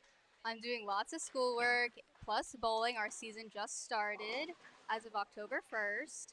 So I've really just been missing everybody. I love these tournaments so much. I thought I might as well come out and see everybody for the weekend. Yeah, and we're going to chat a little Ballard versus the Big C and a little bit about what's going on with you at Vanderbilt, which is your university now. Yes. Which is, this is your big time away. Like, Texas girl your whole life, now living the Nashville scene. Yes. Yeah. How's Nashville? It's definitely, it's a change, but at the same time, it is very similar because I'm always seeing people in cowboy boots Yeah. and sometimes cowboy hats, and I'm like, okay, this is almost just like I'm at home, plus the country music. Although I personally am not a country music lover. Yet. Don't come at me for that. Yet. That is not my preference. But definitely with some of the qualities with Nashville and Texas, it definitely feels a little bit like home. All right. And you are going to one of the best colleges in America. It is Yes. Vanderbilt. Yes. It's pretty top notch. In addition to being a top notch school, you are bowling for the what are you guys, the Aardvarks? Commodores. Just kidding. Just kidding. The Anteaters, no, the Commodores. And so you're bowling on the team. How's that going? Yes, it's going good. We just started our group practices. Like I said, our season just officially started, so we just started our group practices. And so far that's going pretty good. I officially got my anchor down white spare ball a couple weeks ago. Nice. So I'm getting used to having a new spare ball. But it does look really, really nice going down the lane, and it's even better when it actually makes the spares. Oh, yeah. So far, the bowling part is going pretty good as well. And is school tough? Is there a lot of stuff, a lot of action going on? It's definitely tough. Like you said, it's one of the best academic schools in the United States. Yep. But the classes I chose are not some of the harder classes that other people on the team or just people in general have been taking. So I kind of took the easy route for my first semester just so I could get used to getting settled in and everything. Good strategy. Yeah. Either that or your dad picked it. Oh, I definitely did not let my dad pick anything. Yeah. Okay. I figured your dad wanted to pick the light duty stuff for you there. He definitely suggested it at some point. Yeah, well, it's already a big enough change. You're going off to college. You're living in a different place. You guys have dorms where you are, right? Yes. Being a student athlete, you have to be in the dorm or on campus or something? Yes. Even though we are athletes, everybody has to be on campus all 4 years. But once you do get to be a senior, you can request to live off campus. Okay. So you have to be on campus. Yes. All the time. Yes. Unless you get a special request. Yes, you have to live on campus all 4 years. Okay. So do you know Madden? Have you known Madden since you were a wee little girl? Yes. You're a little older. Now I'm a little older. Yeah. I actually remember at the first SYC in Reno, I used to play mini bowling with Madden out in the paddock area. Yeah.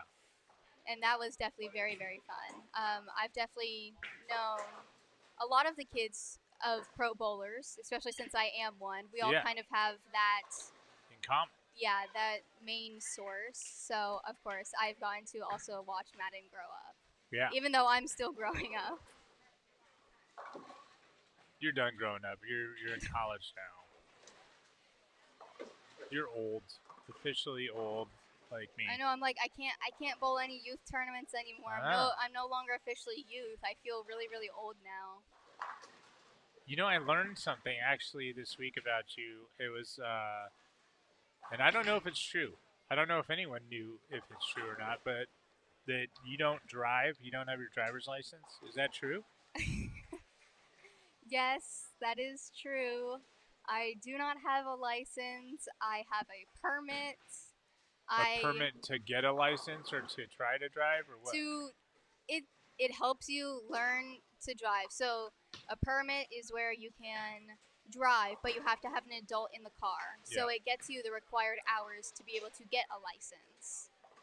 I am scared to drive. Okay. So I have not gotten to the license part yet. Texas drivers are very, very scary. And every single person who has driven through Texas can vouch for that. That's including your mom and dad. I've been in the car with both of them, and I'm terrified the whole time. I would not drive either if I grew up with Dell and Carolyn. Yeah, I definitely, when they were like, who do you want to teach you to drive? And I'm like, well, A teacher. really, I don't want either of you to teach me to drive. Let's hire a professional teacher. But it's definitely, it's just the Texas atmosphere is very scary. And I just I've never been one of those people who has always like wanted to drive. So it's never really been on my mind until whenever I became of the age to be able to drive. And then you're like, maybe it'd be convenient if I can get in my car and head out. Well, actually, at Vanderbilt, freshmen can't have cars on campus. So even if I could drive, it would be of no use because I wouldn't be able to drive on campus. Yeah. But for future, it would be helpful. Someday you might get a car. Someday you might not. Someday. That's what I'm hearing. Yes, someday. I don't know when that day will be, but it will be someday. All right. So Ballard versus the Big C. Your mom, your dad, and you have been a part and started this thing, and it's been going on for a while. And yes. Our little SYC tournaments kind of help raise money for that and awareness as well. I always think awareness is key, right? Like you got to know these things are out there and exist. And so $10 of every competitor that's competing this weekend, their entry fee, $10 goes straight to Ballard versus Big C. So that's almost $2,000. Plus we raise other funds, and I Am Bowling has a donation back to you through people that buy Storm Youth Championships jerseys, and that goes to BVBC.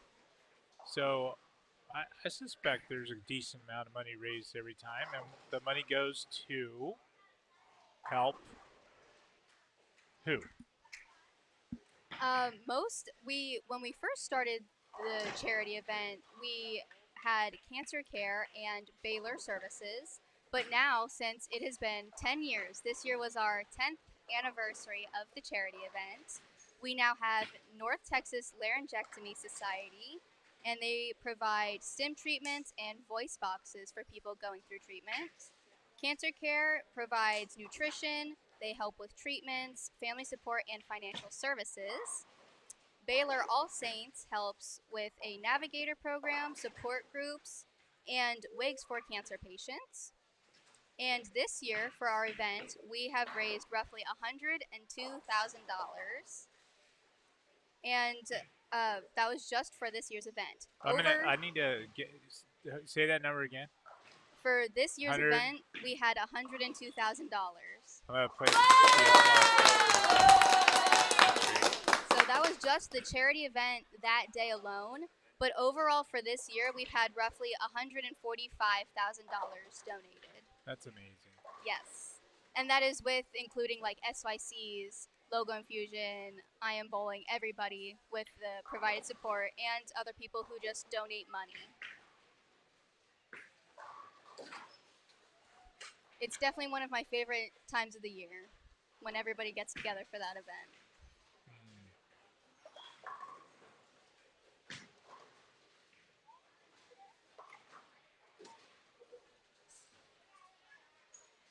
Well, pretty cool. What's it like growing up with two Hall of Famers as your mom and dad? And you're in the same sport they are. That'd be terrifying to me. Well, at some point it was definitely terrifying for a very, very long time. Once I got to about 12 or 13, that was when I really started getting into bowling, and obviously I had been bowling like local, state, and city tournaments. But when I turned in between 12 and 13, that's when I really wanted to get good at bowling. Yeah. And at first, it was definitely a very, very rough time because with the parents that I have, they were definitely they obviously know a lot. And so when I wouldn't do something, they would get very, very frustrated. And that's why I told them that I didn't really want to get coached by them anymore, and that my mom doesn't watch me bowl tournaments. Oh, yeah.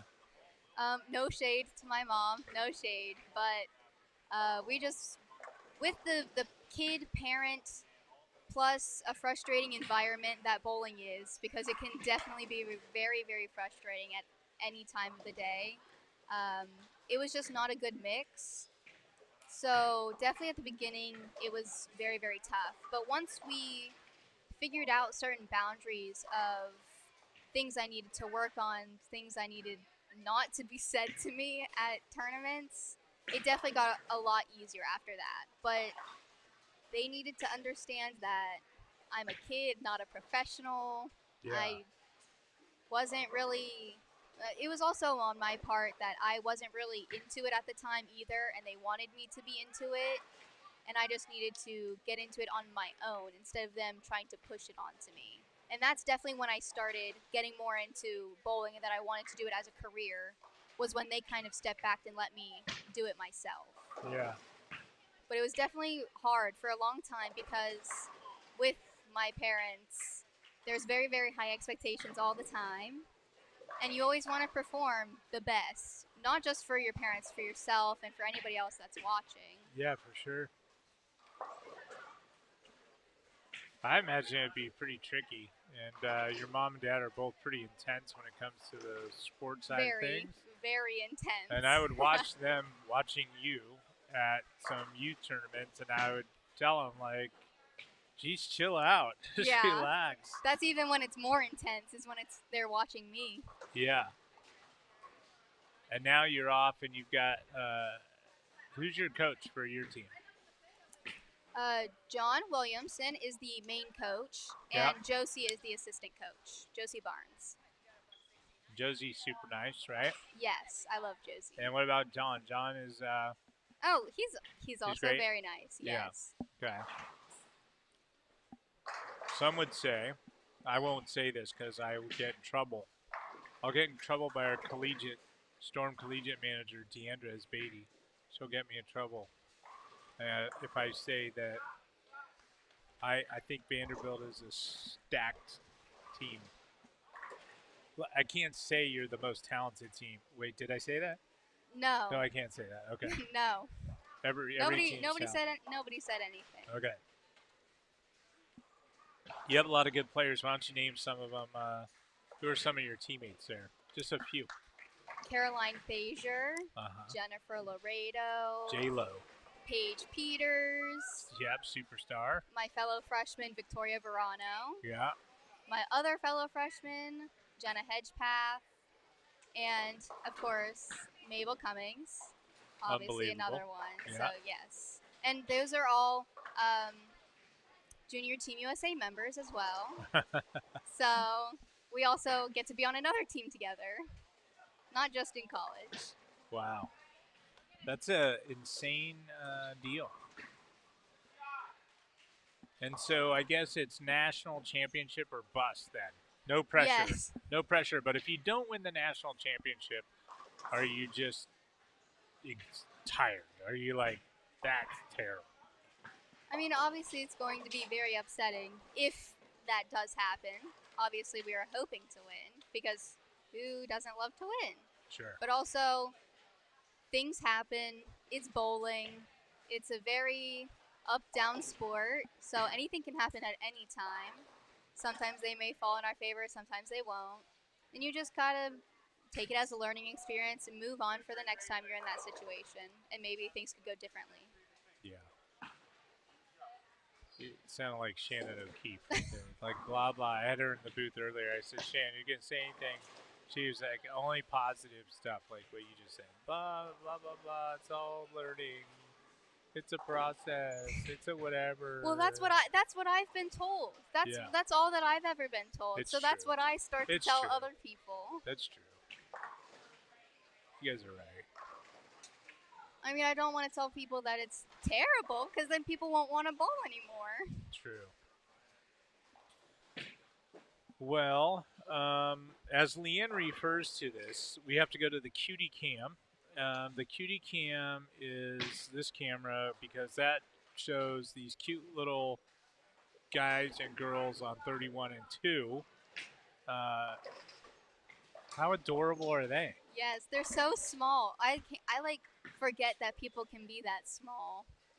Yeah, And then they're it's like just when the tiny. jerseys go down to their knees, I'm like, oh my gosh. Yeah. The bowling balls are almost the size of them. Caden, I talked to these kids yesterday in practice session, and they're all really good. And they're the U12 division. Yes. A lot of two-handers. I mean, when I was in U12, I could barely keep the ball in the lane. Now these people are shooting above my average. Yeah, they're amazing. Leanne likes to watch the U12s the most. That's her favorite division. I don't know. Just saying. Madden covers it up. That looks like he almost shows it a little bit.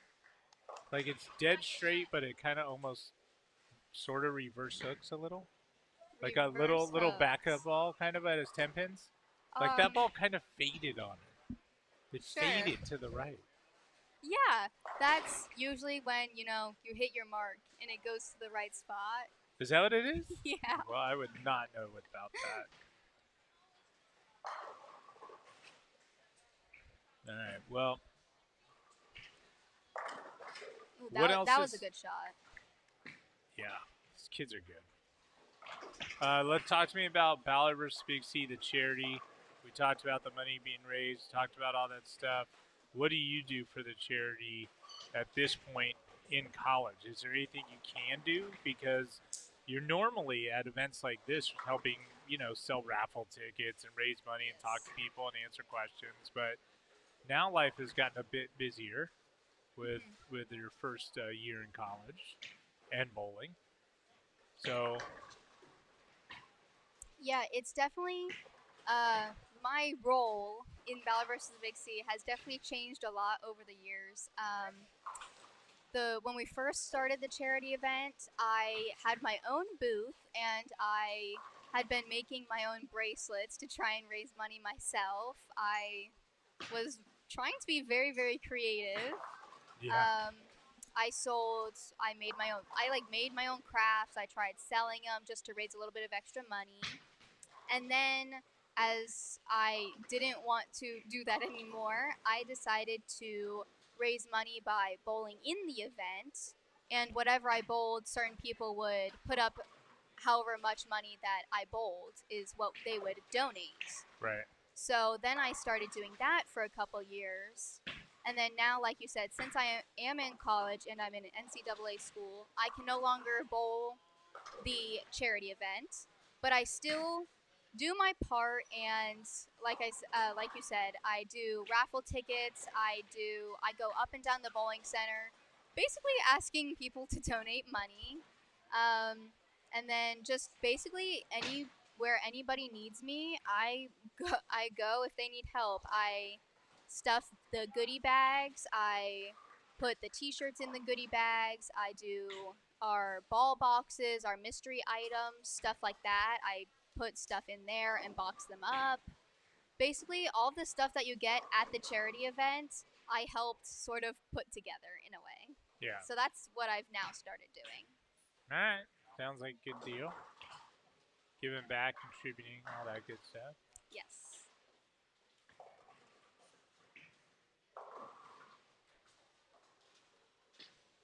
And you still have some friends bowling, the older kids, of course, here. Yes. You've got some buddies that are competing. Who are some of them? Anyone from Texas bowling? No.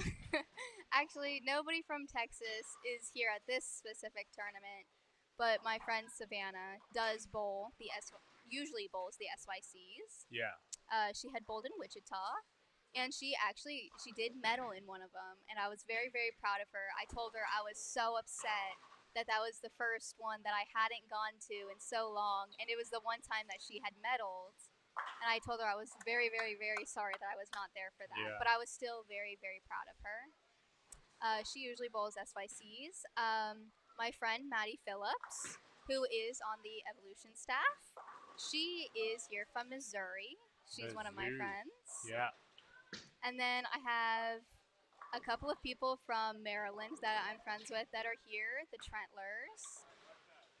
Did you know that the Trentlers brought key lime pie that we're going to eat tonight? Oh, did they really? Yeah. Okay. Yeah, Nate makes key lime pie, and it's Okay, supposed yes, to be we call him Chef Trentler. Chef. Yeah. Yep. So Chef Trentler has. We're having it tonight. It's our dessert Okay, I'm back good at by the that. house, and it's at the house that you're staying at. Awesome. That makes it even better. So you can have key lime pie. Awesome. And then, let's see, they're not here now, but they were here this morning. I had a couple friends from Ohio, Grant and Allie, they're brother and sisters. Are they bowling at the other place now? Yes, Little they're bowling River? at Little River currently. I sent them a good luck message before they started bowling. I was here watching them this morning. Also, good luck.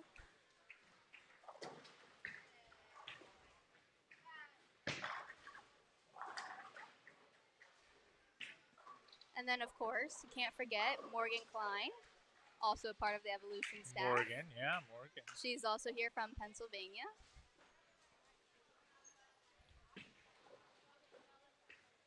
And you get chauffeured around while you're here by the Hall of Famer Kelly Kulick.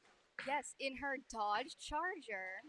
Is that a good car for you? Oh my gosh, when she picked me up from the airport last night, she was like, I'm in a white Dodge Charger. And I'm like, when am I ever going to see Kelly drive a Dodge Charger? And this is like, I was very, very surprised. But obviously, you know, my dad is a Ford guy because Bowers Bowling Academy is also partnered with Platinum Ford in Dallas. So my dad is definitely a Ford guy.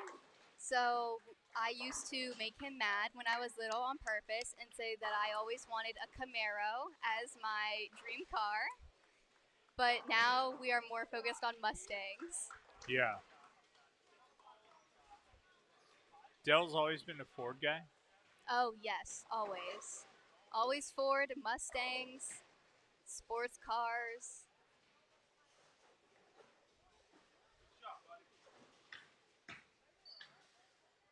Trevor, swing and a miss. Oh, no.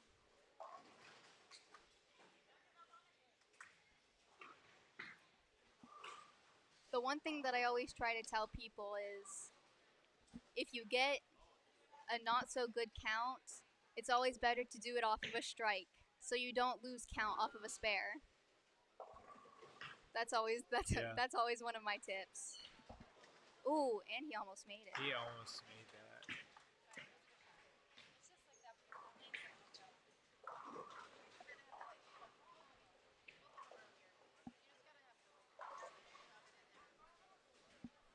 Nana Starkey just texted me that someone has 9 in a row on lane 11.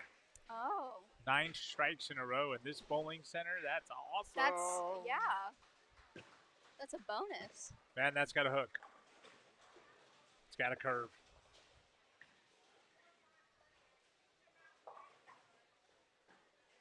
She got a curve. Hey, why don't you ask Miss Diandra, who is standing right next to me.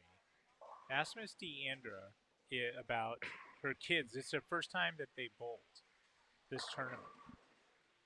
I'm interested to hear what she has to say. Can she ask you some questions? Oh, yeah. Oh, now. Hello. Yes. Hello. Hello. We have your son Maddox on this pair. Madden. Live stream pair. So, oh my God, I'm so sorry. It's okay. Everybody always does that. Madden. In Jersey. She's right to the right on the pair of cuties.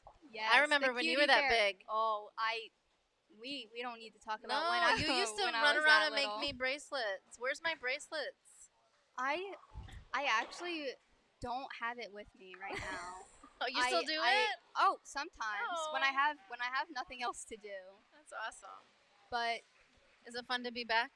yes, it's definitely hard watching because it makes you want to bowl just that much more. I know. But it's also very, very fun to get to see your friends bowl. Yeah. It's a different perspective getting to watch than actually doing it. Yeah, it's awesome.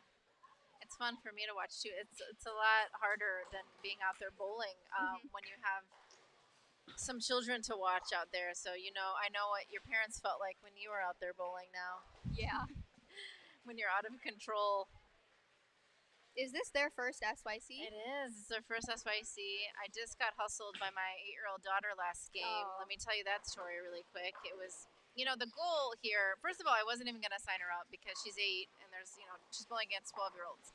So I said, Leanne, I'm just going to bring Matt in. And Leanne's like, no, you have to sign Jersey up. We need her to make the division. I was like, and I know how that is because I run my own tour. Yeah.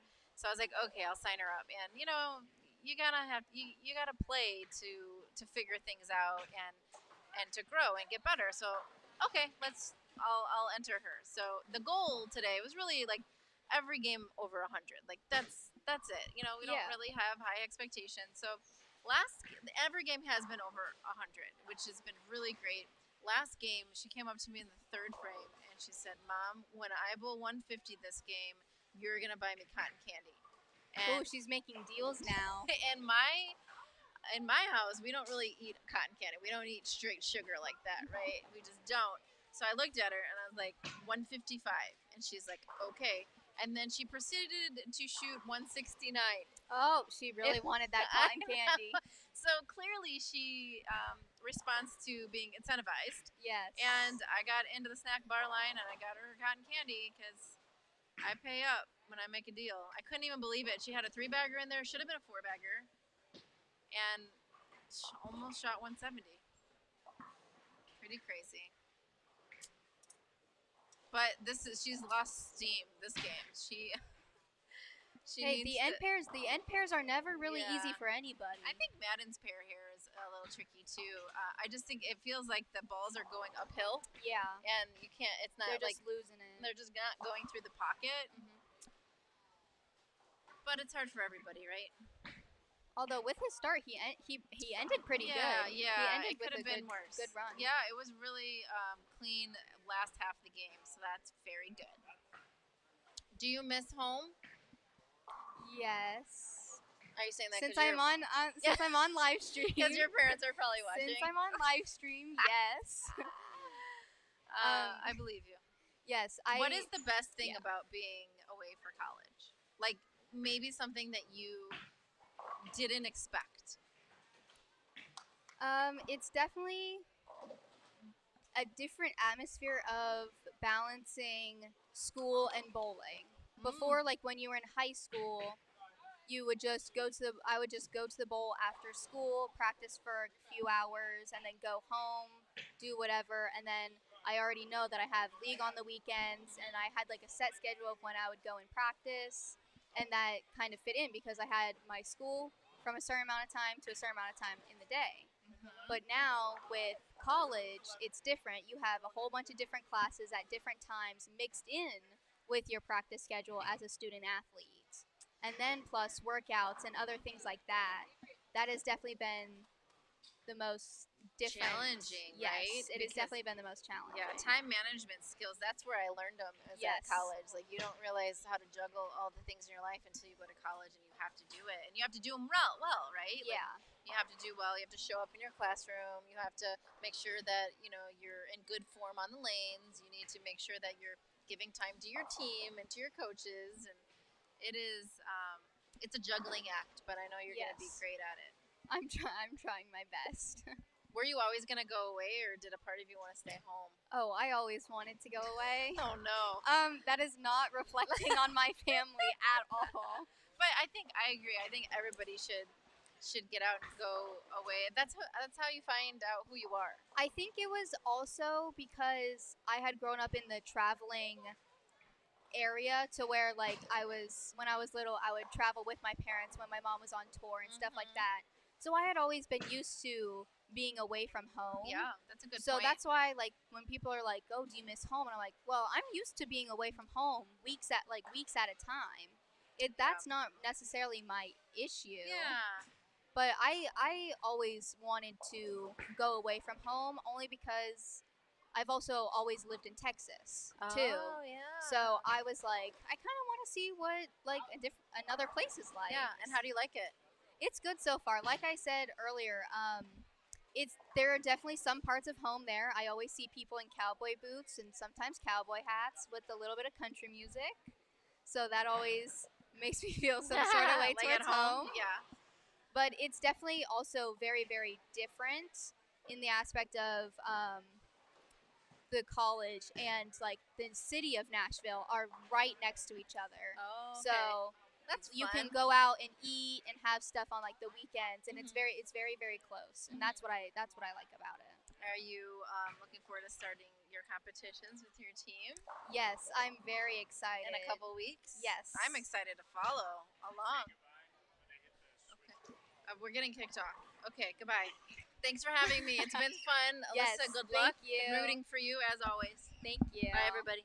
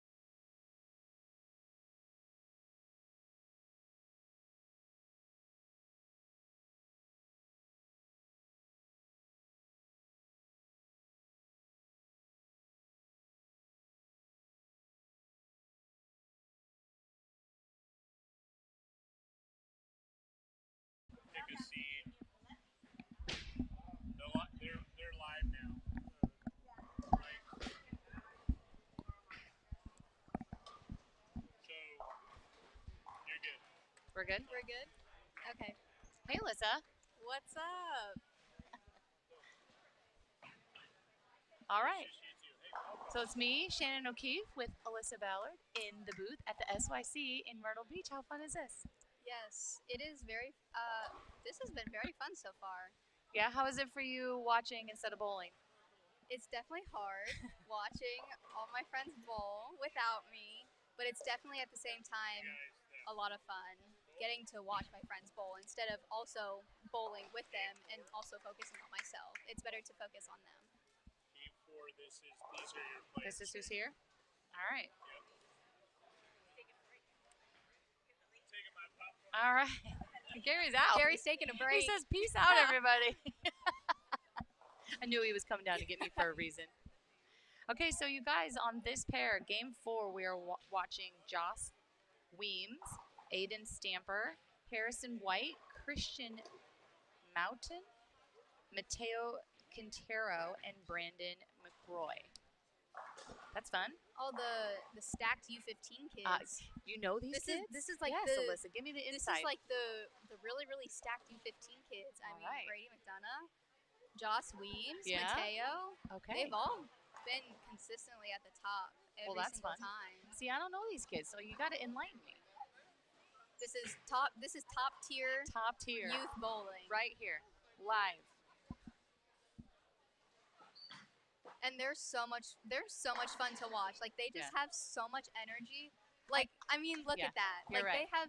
they just have so much fun. Like I they don't actually care that they're feel- bowling. I feel like we saw some of these kiddos at Junior Gold this summer, and I feel like Yes. I recognize some of these names. You know, this is my first SYC, Alyssa, and so I said to Gary that I think what I'm most impressed from Blair and him and Leanne is that they know everybody. Yes. And I love yeah. that. So I'm hoping to come to a lot more so I can get to know. Yes, that was these definitely kids. one of my favorite things about the SYCs is once you come to one of them, by the end, you'll know at least half of the people here because they all are just so welcoming and you'll end up having a conversation with each and every one of them. Yeah, it's awesome, right?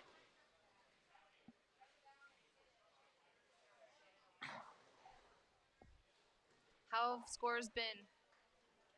They've been pretty consistent, although this pattern is, from what I've seen overall, very, very tough. It's a little challenging. There have been very up and down scores. But on this pair specifically, they've been actually pretty consistent in the 150s to 170s area. Okay. There was someone down there that had the front 10. Oh, okay, they did end up getting front 10. Gary had said that Nana Starkey updated him with the front 9. Yeah. Yeah, I didn't see what he left. I was late to the game to see what was going on, but because there were some, like they were like done, and then there were some pairs that I was standing in front of that were only in like the 6th frame, and so I'm like, what's everybody clapping about? And I Yeah. didn't realize they were so far ahead.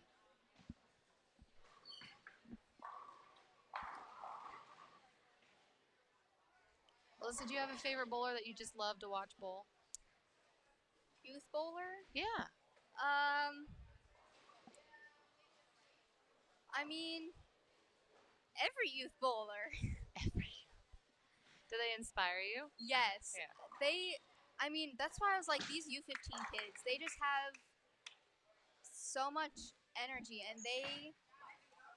it makes me feel like I want to be a U15 kid because that was back when nobody cared about score. They're just bowling to bowl and hang out with their friends. Yeah. They're just doing it. And it's like, I want to go back to when bowling was fun. Oh, bowling can still be fun. Bowling, okay, yes, bowling is fun, but like when you get so caught up in scores and stuff like that, that's when it gets super, super frustrating. It's really hard, honestly. And if you notice, all of these U15 kids, they just don't care. They're just going up and bowling and hanging out and having the like best time of their life. You're right. I feel like you see that a little more in the younger Yes. divisions, and then all of a sudden it changes. Yeah. Definitely wish once you it get didn't. into U18, it definitely that's the more competitive side. Yeah. And then tour, forget about it, right? Yes, of course. That is the most competitive side. But not even that. You know, I feel like I feel like you go through these peaks and valleys in your career, and one of them is Yes. scoreboard watching. You know, when you're Yeah. younger, you don't really watch it as much, and then you get really into it. And then I think one thing that was a big lesson for me was years and years ago that I had to stop scoreboard watching because it honestly caused so many bad shots because I'm like, I have to strike right here. And so I got to the point that I just wanted to fall in love with the process and not stress so much about the scores. And it's been way more enjoyable again. I was gonna say you did very, very well on the tour this year. Thank you. But it's been way more enjoyable the last several years with that kind of mindset. But I feel like you go through this whole period of your life where all you do is stress about the scores. And Yeah, that's the one thing that I definitely see is like a top like 3 thing of whenever I'm talking to people and I'm like, well, how's it going? And they're like, well, I'm not doing as good compared to so and so. Yeah. And I'm like, you need to focus on like what you can do because you're just trying to knock down as many pins as possible. Yeah. It doesn't matter what anybody else is doing. They can't help or help you. So you need to focus on you. But that's definitely one of the things that I have noticed is one of the bigger things that people do now is definitely score watching. yeah, Alyssa, you're such a little professional. Wonder where you got that from. I've done so many interviews by now. I have my answers. You know it, yeah. But you're right. You're absolutely right that you can't focus on other people. I read a book once, and then, you hear people say it all the time in different ways about comparison is the thief of all your joy. The more you compare yourself to other people or what other people's journeys look like or their games or their scores or whatever it is, it really does rob you from the enjoyment of things. And Yes. so I wish more kids were a little more mature brain like you, that all you can do is your best, and it is what it is. Yeah. It's very good. And I've also noticed that if you try to tell somebody that, they kind of have to come into it into their own time. It's not necessarily, oh, once you hit U18 age, you're gonna get it. It's gonna click. Yeah. It definitely happens on your own time. It will come eventually. I have noticed that if you try to rush it, like what I tried to do, it definitely will not work out in the way that you think it will. Yeah. So it definitely will. It will come to yourself. It will come.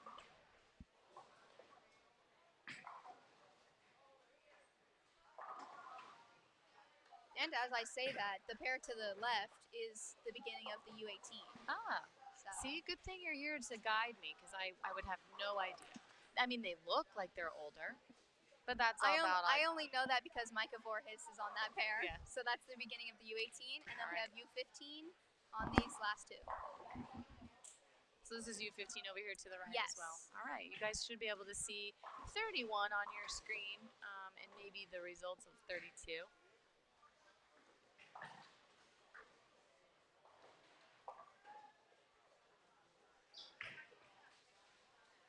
Brandon, you don't want to jinx him here, but off to a pretty good start. Yes.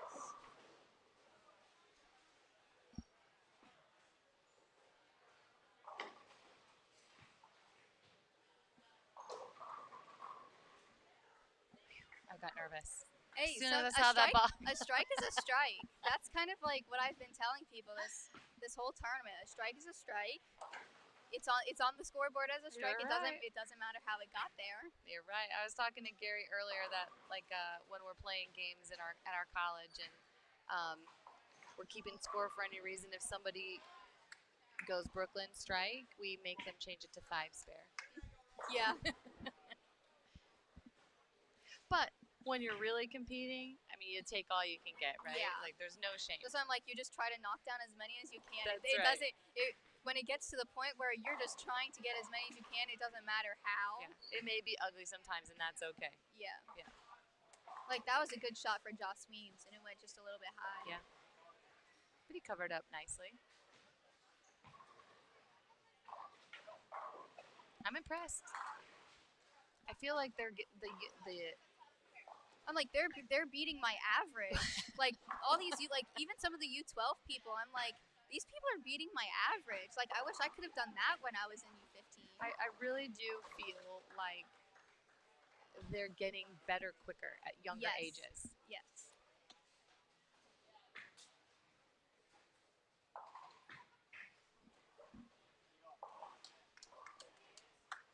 What do you miss most about the SYCs? Is it the competition or is it just the atmosphere? It's a mixture of everything. Yeah.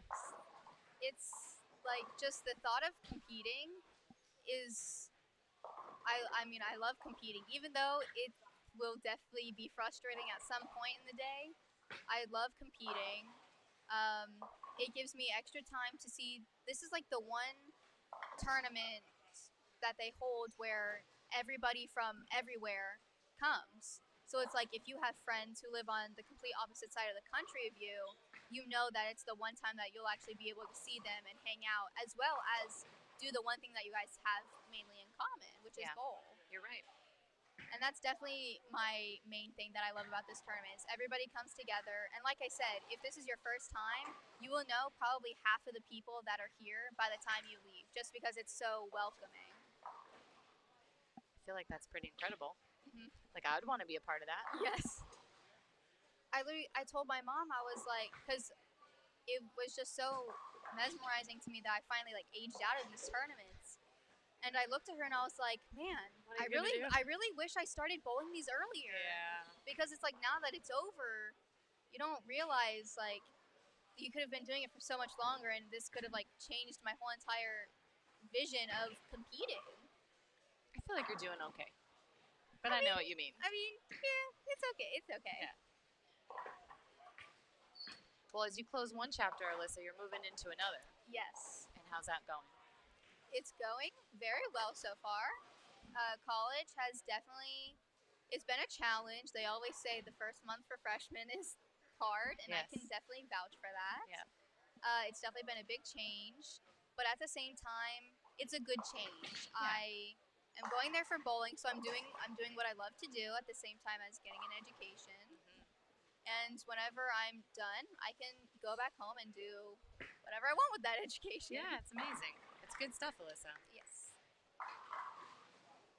I agree. Being a college coach, I can most certainly vouch for, that first month or so for freshmen is a challenge. It's an adjustment. You don't have mom and dad there, and you're in a whole new city most of the time, and living on your own for the first time, and so you have these responsibilities you maybe didn't have before, and the stress of schoolwork and practices and balancing all of that with a social life, it most certainly can be a challenge. Yes. But then once the season starts and you get rolling, Yes. everything Once falls we start, into place. once we start traveling and the bowling mentality is in, I'm good. I'm good to go. Yeah, you'll be fine. All right, we are moving towards the tail end of this game, and we got some. There's a couple good paces going on. I was gonna say we got some decent games in the middle here. It's so amazing how on a tougher pattern like what we're seeing here, things can go sideways so quickly. Yes. A bad shot and then a bad break, and then before you know it, you don't know what happened. Yes. That's also just bowl. That's just bowling. That's also just bowling. Anything can happen at any time. It can be so mean. I said it's like a bad relationship. It makes you feel so loved at times, and then it just breaks your heart at other times. Yeah.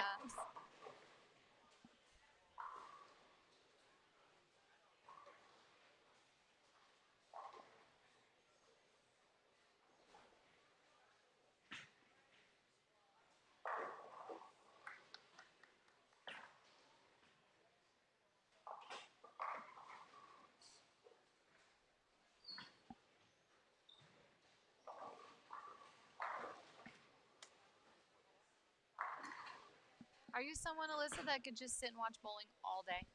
Yes. Yeah, me too.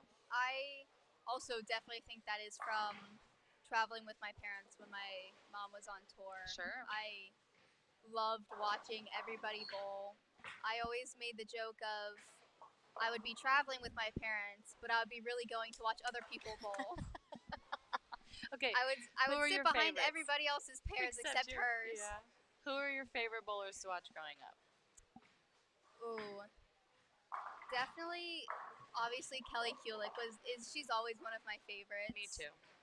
Liz Johnson is also one of Same. my favorites. How are they not, right? Like two of the greatest of all time. Yeah, I'm like, how can anybody not like to watch them bowl? Yeah. How about any of the younger girls? Are there any of the younger ones on tour now that you love to watch them bowl? I really like watching Julia Bond. Yeah. Julia Bond is one that I like watching a lot. The way that she bowls, I just like watching it. She's definitely one that I keep looking on the scoreboards for her. And then, of course, Diana and Daria and Verity. Yes. Especially since Diana now lives in the Fort Worth area. Right. I see her a lot. I see her practicing, stuff like that. So I always like keeping up with how she's doing. I love watching Verity bowl. Yes. I love it. Last year at the SYC in Orlando, I had flown down by myself, and so my dad had sent me a text earlier that morning just wishing me good luck and stuff, and he was like, oh, by the way, if Verity is there, tell her that I want you to throw it just like her one day. And so I told her that. I was like, my dad, he just really wants me to throw it like you. Like, he just loves the way you bowl. And she's like, just bowl for yourself. That's and I'm like, yeah, you tell him. You tell my dad. Take that, Del. Yes. But yes, I love watching all of them bowl. Yeah. Do you want to bowl on tour someday? Oh yes. Yeah. 100%. Okay. I've always been one of those people that has wanted to bowl on tour. Eventually. Yeah. Obviously after college, because I'm currently in college. Yeah. But yes, I've always wanted to. I think that definitely also came from me watching everybody when I was little. That gave me an insight into what it was like. And that's always just been one of the things that I've always wanted to do. All right. Well, I'm trying to not talk about it because I don't want to cloud him, but Christian has got a very good game going. He's figured this pair out. I'll see in there. I clouded him. This has been a tricky pair. I was sat in here for 3 games earlier this morning, and it was tricky this morning. And, it's like the tiniest little mistake like that. Yep. And now you're looking at a 210.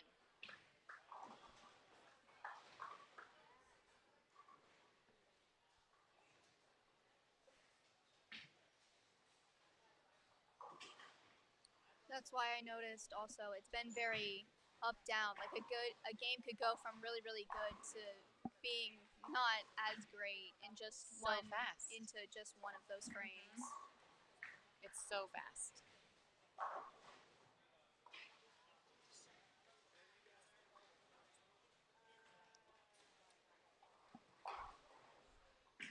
It's really, I think, challenging when scores aren't great to not want to throw a 5-bagger.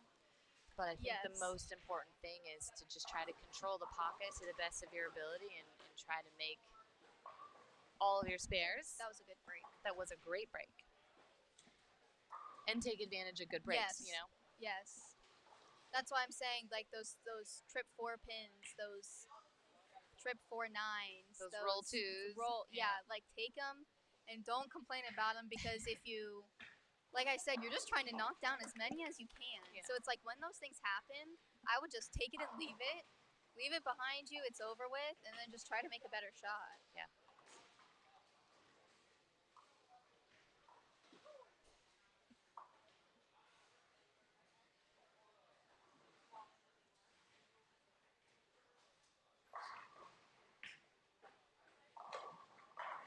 Now here's a good question. If you roll a 2-pin and strike, would you move on the next shot? Depends on how I felt it came off my hand. Okay.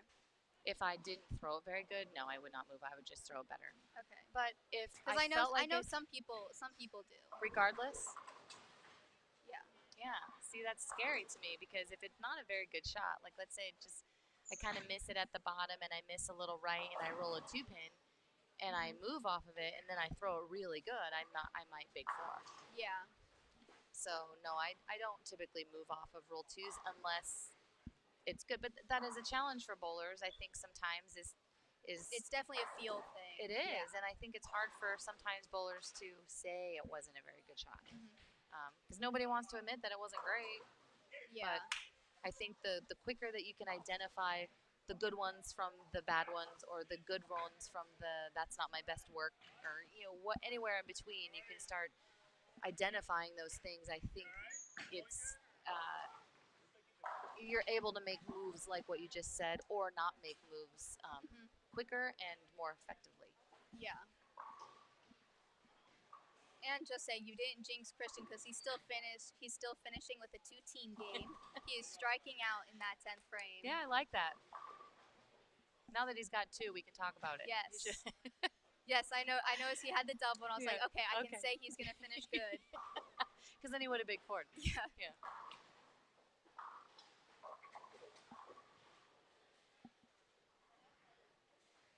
That's a great game. I feel like I haven't really looked at scores.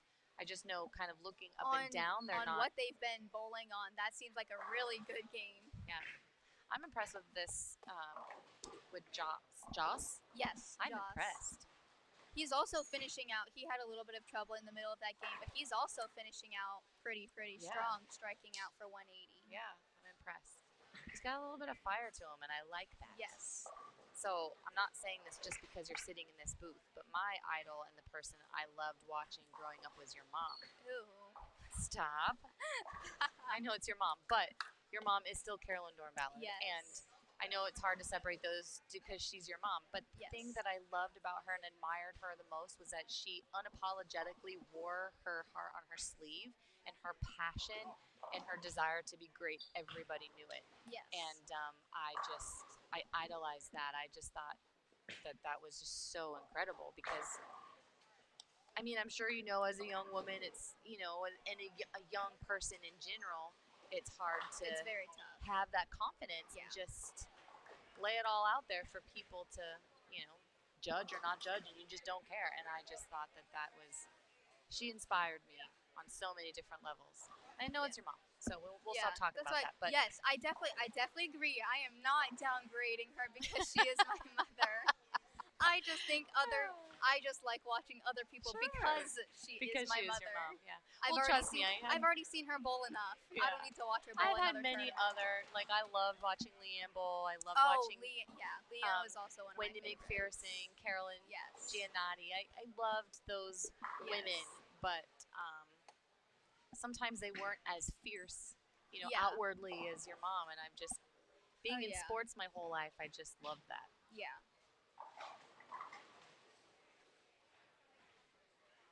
That was a not so great break there in the fill shot. But it's a fill shot. Well, is it not a fill shot? He left a 7-pin and it halfway slid on. Oh. It halfway slid off the pin deck.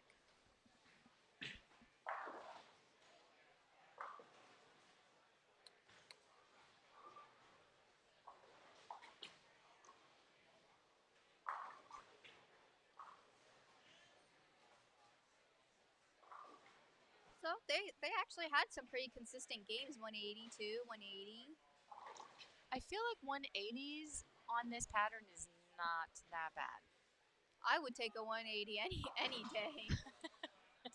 Depending on what we're bowling on, 180 is like a 2-team game. Yeah, it can be for sure. But definitely on what they're bowling on, because you can definitely tell when there's that hook spot. Yeah, I feel like when they bowl 200, they're picking up 20 pins on the field. Yeah. Yeah.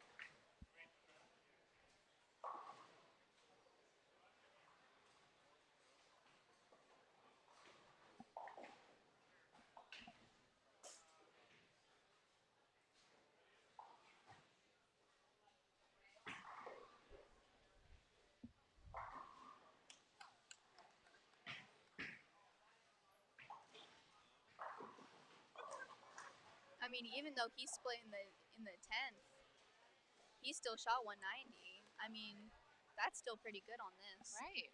I'm sure he's disappointed with that, but I feel like no matter what anybody does, they're always going to be disappointed in some way. yeah, if it's not perfect, right? Yeah.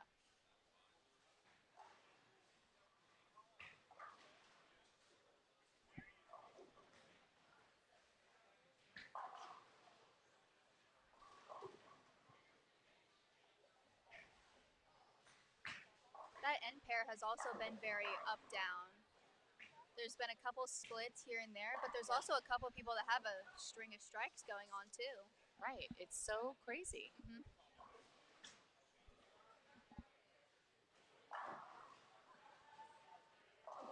Now they just set up the 7-10, but I'm pretty sure he only He just had left the the 7 pin. 7 pin. Yeah. Yeah, I think he's looking for the guy again. And they need to change the score. Got a little bit of a timeout here to finish up. I hate game whenever 4. it's in the 10th frame. Because it's like You're just ready to move. you just want to be done with Yeah, the game, you're and just then it's ready like to move. now we gotta wait even longer. Okay, so I would assume a pet peeve of yours is the same as many bowlers, missing single pin spares. It Yes. irks Okay.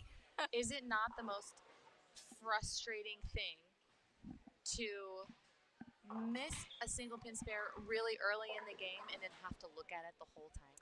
Oh yes, it's even more frustrating when it's like I miss a spare in like the first or second frame, Yeah. and then I have like a 4-bagger after, and I'm like, well, I could be like on a better pace if I had just made the spare in the first frame. And then it just is And then staring it's like, at and then you. it's like perfectly fine throughout the rest of the game, and I'm like, why couldn't I have just like not done that? I'm with you. Because my mom has even said this. She said that I'm one of those people that's very good with like if I miss a spare, I don't continue to miss. Yeah. I don't go like out 4 times in a row. I pick up like I said, usually if I miss a spare, I end up shooting like a 4-bagger after. You And know I'm what? like, why couldn't I just make the spare and have it be better? You know what Dr. Dean said once to me? He said missing single pin spares is like having a fork full of food and you just happen to hit your cheek, right? Because you know you can make it. Yeah. And you make them all the time. That's why it's so frustrating. Yeah, but you just happen to miss that one time and it's just an accident. Yep. It doesn't mean it's any less frustrating. But once he said that kind of analogy to me, I just thought that was so funny. Yeah. And so now when I miss a 10 pin, although I'm angry, or any single pin, although I'm angry, I get over it quicker because I just envision that I just stabbed myself in the cheek with my fork. And some it's food on even- it. It's also frustrating too, like if you move to another pair and you don't know what the pair is doing, and you make a move or something and it's like completely off, and I'm Yes. like, well, I could have just stayed in the same spot, and it could have been perfectly fine. Oh, this game is so hard. You know, everybody listening, this is what we're getting at. This game is so hard, it can be so frustrating. But at the same time, have fun. It's at the same time, it's the best thing I've ever done. I love it. Yes, it is definitely. Even though it's definitely like what you said, a relationship. It's love and hate. It is love and hate. It's a bad relationship most of the time. I'm just kidding. Okay, Alyssa. So, really quick, while we have a little timeout here, because this Yes. pair is done, while we wait for the next kiddos to move in, what are you most looking forward to in college bowling? I am just really excited to see the environment. Every single person who has something to say about college bowling, they always say that it's like the experience that you never want to miss. Like you have to at least experience it. Like I just want to experience the atmosphere because like even if we aren't doing that great or somebody misses whatever, like it's still like you still have your teammates to pick you up, and it just like when you do win and you're with your teammates, it just makes it so much better. Yeah. And I think So- just like the team environment is what I'm most excited for. Did you bowl in high school? Did you get to experience Yes. the team environment? Yes, I did. Because some kids come to college and they've never done it before, and that's an adjustment. Yes, I'm glad because I had a high school bowling experience, but it was definitely a little bit different only because me and like one other person were the only people that were like actually bowlers. Most Got of the people were other athletes who wanted to be on the team, Yeah. but they weren't bowlers like we were. So it was also really fun to sort of teach people how to bowl at the same time because it's like giving your knowledge to somebody else and then they end up loving it, and it's just really, really cool. We'll be back in 2 minutes. All right, we're going to take a break. All right. Okay.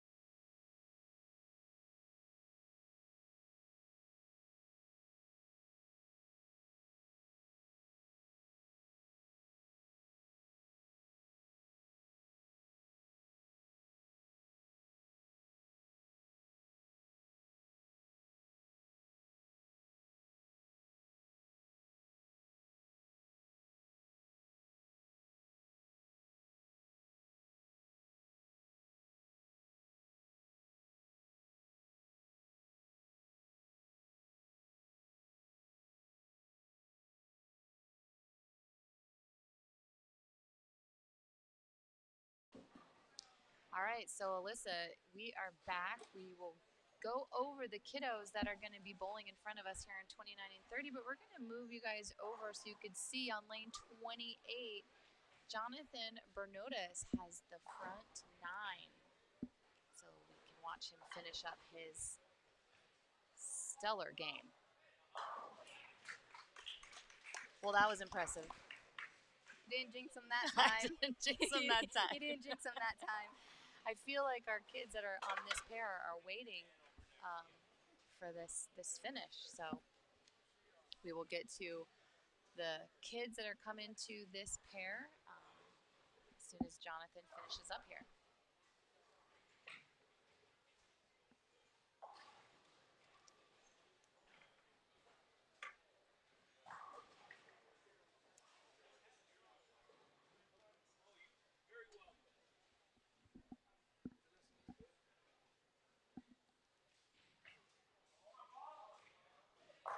Wow. Oh, that was a good That shot, was a too. really good That was shot. a good shot. Well, if that's not going to shoot you up in the standings, I don't know what will. That was a great, great game.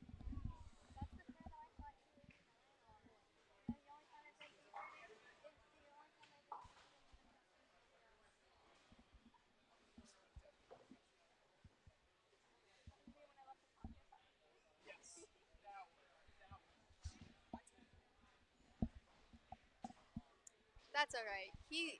That's still, I mean, stellar game. Incredible, yeah.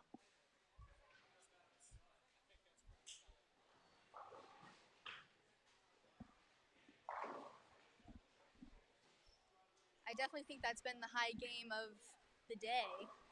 Is that what the other kiddo shot down there? 289 earlier? 280? I think so. Yeah. Oh, he might have shot 289. So 289 into 288. No big deal.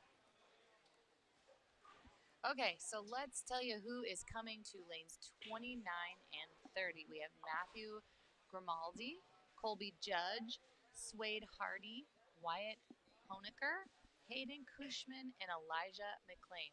Alyssa, do you know these kiddos? Actually, I do not. Oh, okay. I have seen Matt Grimaldi at a couple of SYCs before. His name does sound very familiar. But all of the other ones, I am actually very excited to see bowl. I have not seen these bowlers before, so I'm very excited. These are U18 boys hitting the floor here for game 5. And then we are done for the day. Yes, and they make the cut later tonight when all the scores are in. They cut to the top half. Am I understanding that right? Top half in each division. Top half of Yes. each division.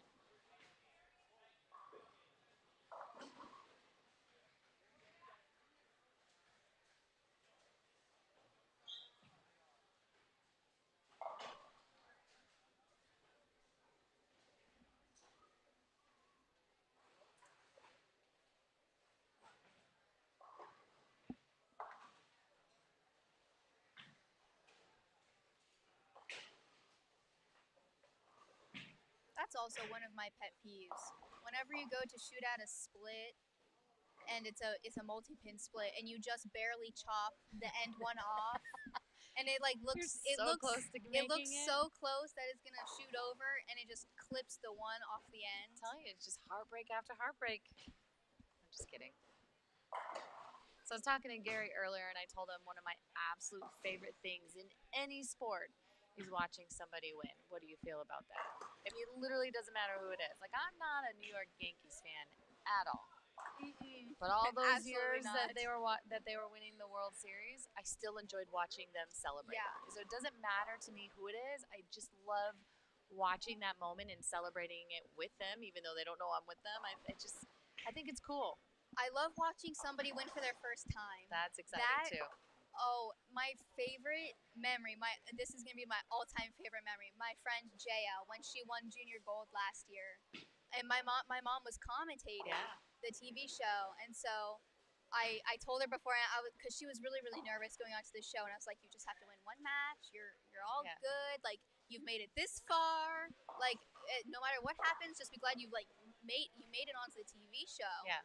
And so I told her, I was trying to help her, like, not be so nervous. I was like, you know, my mom's going to be commentating, you know, don't do anything that she would make a comment about. Oh, no. And she was like, oh, trust me, like, I know. She started laughing because That's she cute. knows how my mom is, because she bowled the USA Bowl Junior League with me before she went away to college. And so she knows that my mom was commentating and stuff like that. So I think that definitely, she ended up winning.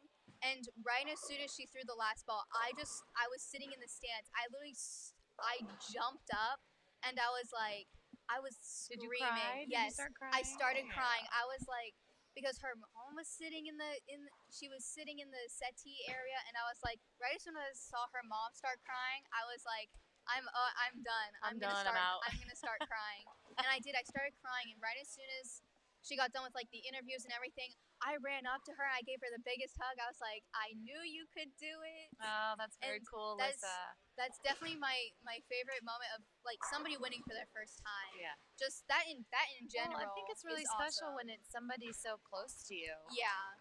And I was on the same squad as her that year too. So I had like bowled with her the whole week, and like when each of us were freaking out, we would just go up to each other and be like, what is happening? Yeah, so it's special. And it was Had a different It was level very to good. it. Than, Yes, Yeah, it was- I get that. I couldn't contain myself. That's cool. I started crying, and I usually like when it comes to bowling, I usually don't cry. So Did it catch you off guard? The tears started falling, and I was like, oh my god, I'm like actually crying. And she even looked at me, and she was like, oh my god, Alyssa, are you crying? I was like, yes, I'm like so happy for you that you just won. Oh, I think that's so sweet. I most certainly have had moments where I cry with my friends when they win their titles and first titles, and it is there's just something so amazing to witnessing that. But yeah, it doesn't matter any sport. You know, I'm not a super huge hockey fan. It doesn't matter. I want to watch them celebrate the Stanley Cup, and so my husband knows that, and so every time that you know, it could be the moment. Brian's like, "Come on, Shan, you're gonna come. You're gonna want to come and watch this." I'm like, "Okay, great." And he's right every time. I just love it. When you get to see somebody reach the pinnacle of their sport from all of the hard work that they've put in, because as athletes, we all know the hard work that goes behind it, and it's not always rainbows and butterflies. And so to see them be able to enjoy and relish in the fruits of their labor is really a special. Especially if they've gotten there multiple times and they haven't won yet. Like when people make the TV shows week after week and they still haven't gotten over that little hump, and then they finally do it. It's That's really also cool. That's I mean, if you great. put yourself in position long enough and you don't win, you it start. will happen. Yeah. You hope, but I think when you do it, like I think before it happens, you go through this period of it's never going to happen for me. Yeah. Type situation. And then yes, I think eventually you keep knocking on the door and putting yourself in position to win. You know, bowling there's still some luck involved. You know, it's a round object hitting other rounder objects. Yeah. So things still have to go your way, and breaks have to go your way, and regardless, it's not easy to win. And so when you get to celebrate somebody doing that, so I'm really, really looking forward to tomorrow to watch this whole thing wrap up, and we get to crown some champions. Yes, and medalists for each round too. Yeah. Yes. That's fun. That's I like also it. Let's that's also celebrate it. one of the things that I love about this tournament is even if you do bad one round, you still have 2 other rounds to make up for it, and you can still medal each round and not just in the overalls. That's also one of the great things about this too. I think that's great. Let's celebrate each other, you know? That was a good break. That was a very good break. He throws it good too.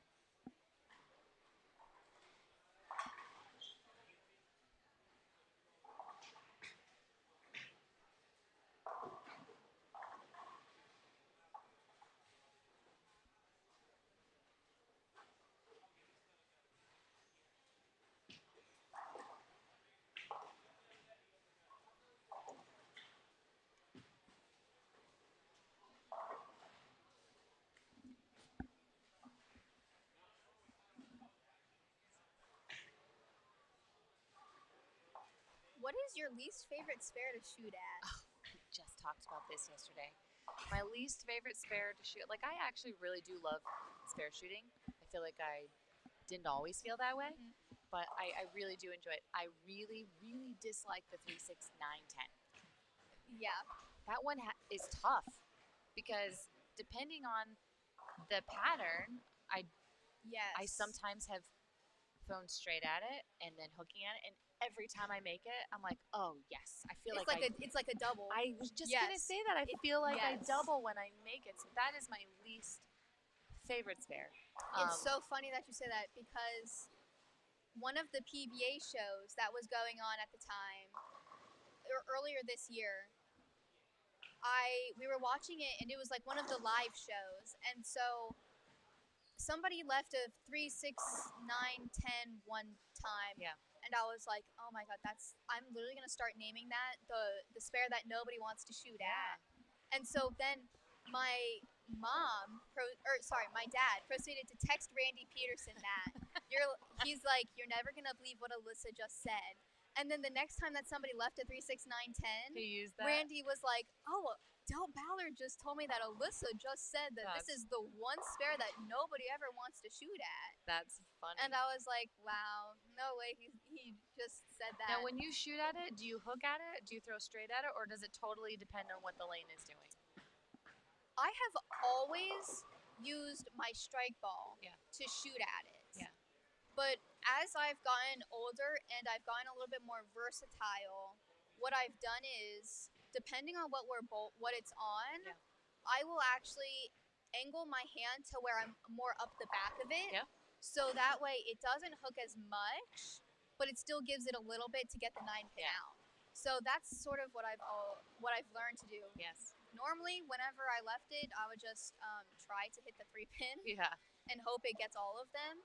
But as I've gotten older and actually learned how to shoot at spares properly, I have learned to go a little bit more up the back of it, but still give it to where it can get the 9-pin out. Yeah, because it's tricky. Yes.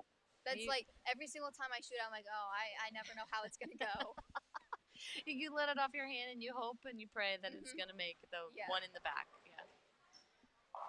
Yeah, I think we were bowling the U.S. Open and I left it and I was like, I don't know what my first ball is doing enough to be confident throwing my strike ball at it. And so I'm like, I'm just going to shoot at it with my spare ball. And I'm just going to try to hit the 3-pin like a little more square, not like 3, 6, 10-ish, but just hit the 3-pin as hard as I can. And I, by the grace of God, made this thing. But I turned around, I was like, yes. I mean, I feel like I'm fist pumping at that one more than I am a double. Ooh, that was funny. That was very nice. Those are great. He's got a nice game. That's also where my dad's mentality came into play, because every time I see something like a 2-4-5 or a 3-6-10, 3-6-9-10, any one of those combinations, all I hear is my dad in my head going, just hit the one in front. Yes. That gives you the best chance at making it. Yeah, you can't make it if you don't hit the one in front. So that's why I'm always like, as long as I hit the 3-pin, I have a chance of making it. 100%. It's old school mentality right there, Alyssa. Yeah. It's very wise.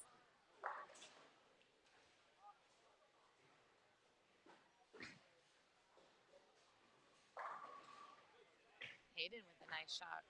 Let's say that was a really good shot.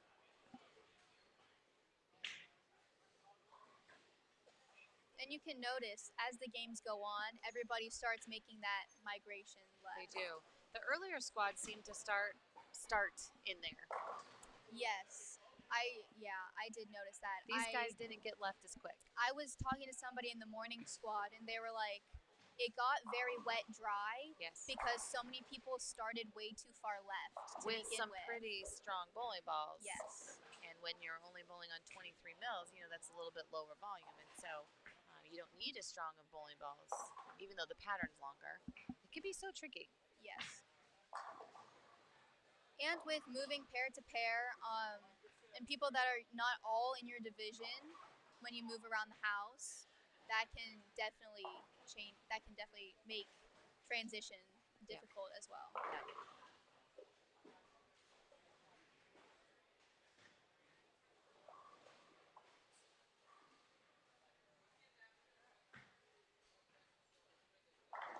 I've said it before. I've said it a couple times since I've been here, but it's just so refreshing to see all of this youth and the talent, and to see just how passionate they are about this sport Yes. that has given me so much. And, like, we love it, right? I mean, you love it, right, Alyssa? Yes. Yeah. Oh my God, yes, I So, love it.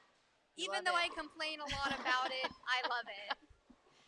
We love it so much, and so to see other kids fall in love with it is really cool. And I felt there for a while that bowling's future was in trouble because we didn't have things like this, and it felt like we were going the wrong direction. And just when we needed it the most, Storm stepped up and said, we need something for these kids. And we're really good friends with the Alexanders, Keegan. Yes. And we were joking with Stephanie one time. We were like, oh, so Keegan is a youth professional bowler. He's a traveling professional youth bowler.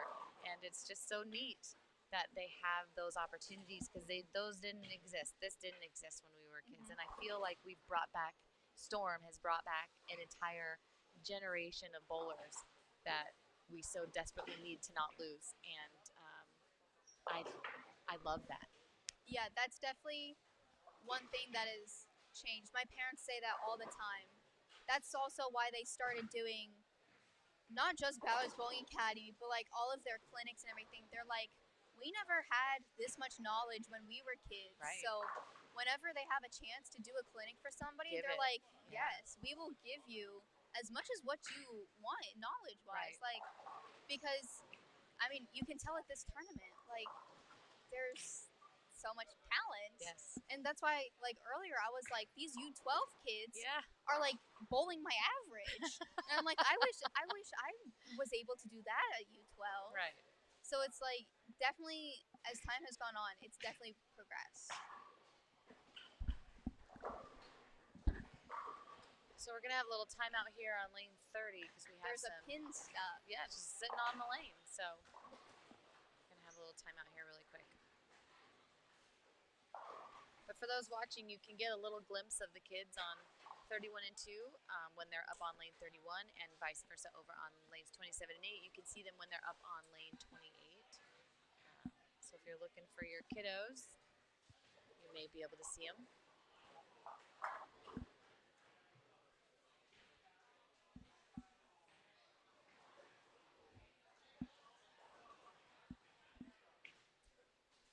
What's for dinner tonight, Alyssa? Kelly had said that they were planning on ordering pizza tonight. Okay, so here's the question. Does pineapple belong on pizza? You know, this is very controversial. I am okay with it. Me too. I love it. I am okay with it. I Because enjoy it. it just seems like it would go together. Like, it just doesn't really seem like a question. I feel like it's a little refreshing because I feel like pizza can be so heavy, Yeah. and I feel like the pineapple just kind of lightens it up The a little fruit, bit. yeah, the fruity Yeah. flavor. My husband is one that disagrees. He's all about the meat pizza. Yeah. Now here's another. Do you like ranch with pizza? Yeah, I don't mind it. Okay, I eat my pizza with ranch. Yeah. And every single time we go out to eat and I order pizza and I ask for a side of ranch, they look at me like I'm weird. Really? And I'm like, is this like, does Is this not normal? nobody else do this? And they're like, I've never seen anybody eat pizza with ranch. And I'm like, back home, people do it all the time. Yeah. I think I got it from living in Texas, actually, because I don't remember ever Because doing my it. dad used to do it. He was like, Yeah. oh yeah, pizza, ranch, and garlic. And I'm like, Yeah. oh, I'm good with that. Yeah, I just don't feel like it was anything that I ever did until I lived in Texas. That's why everybody was like so confused, and I was like, do people where you're from like not do this? And Yeah. they're like, I don't think so. Okay, do you call it pop or soda?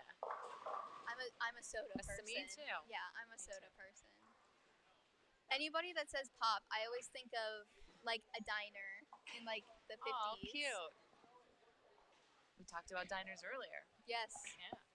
If anybody is from the Upper East Coast, most specifically New Jersey, we love your diners. We love diners. And yes. if you're not from up that way, most certainly. When you go there, you need to go to a diner. It's like an experience that you need to do. life changing. It's like the one thing that you just have to do when you're there. Yeah. And I feel like that's like more of an East Coast thing. For sure.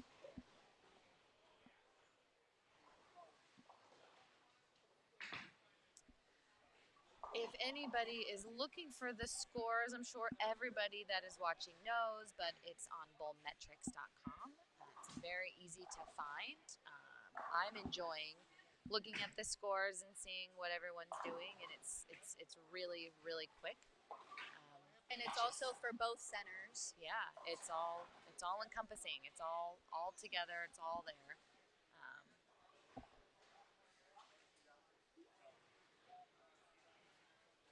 Yeah, it's great.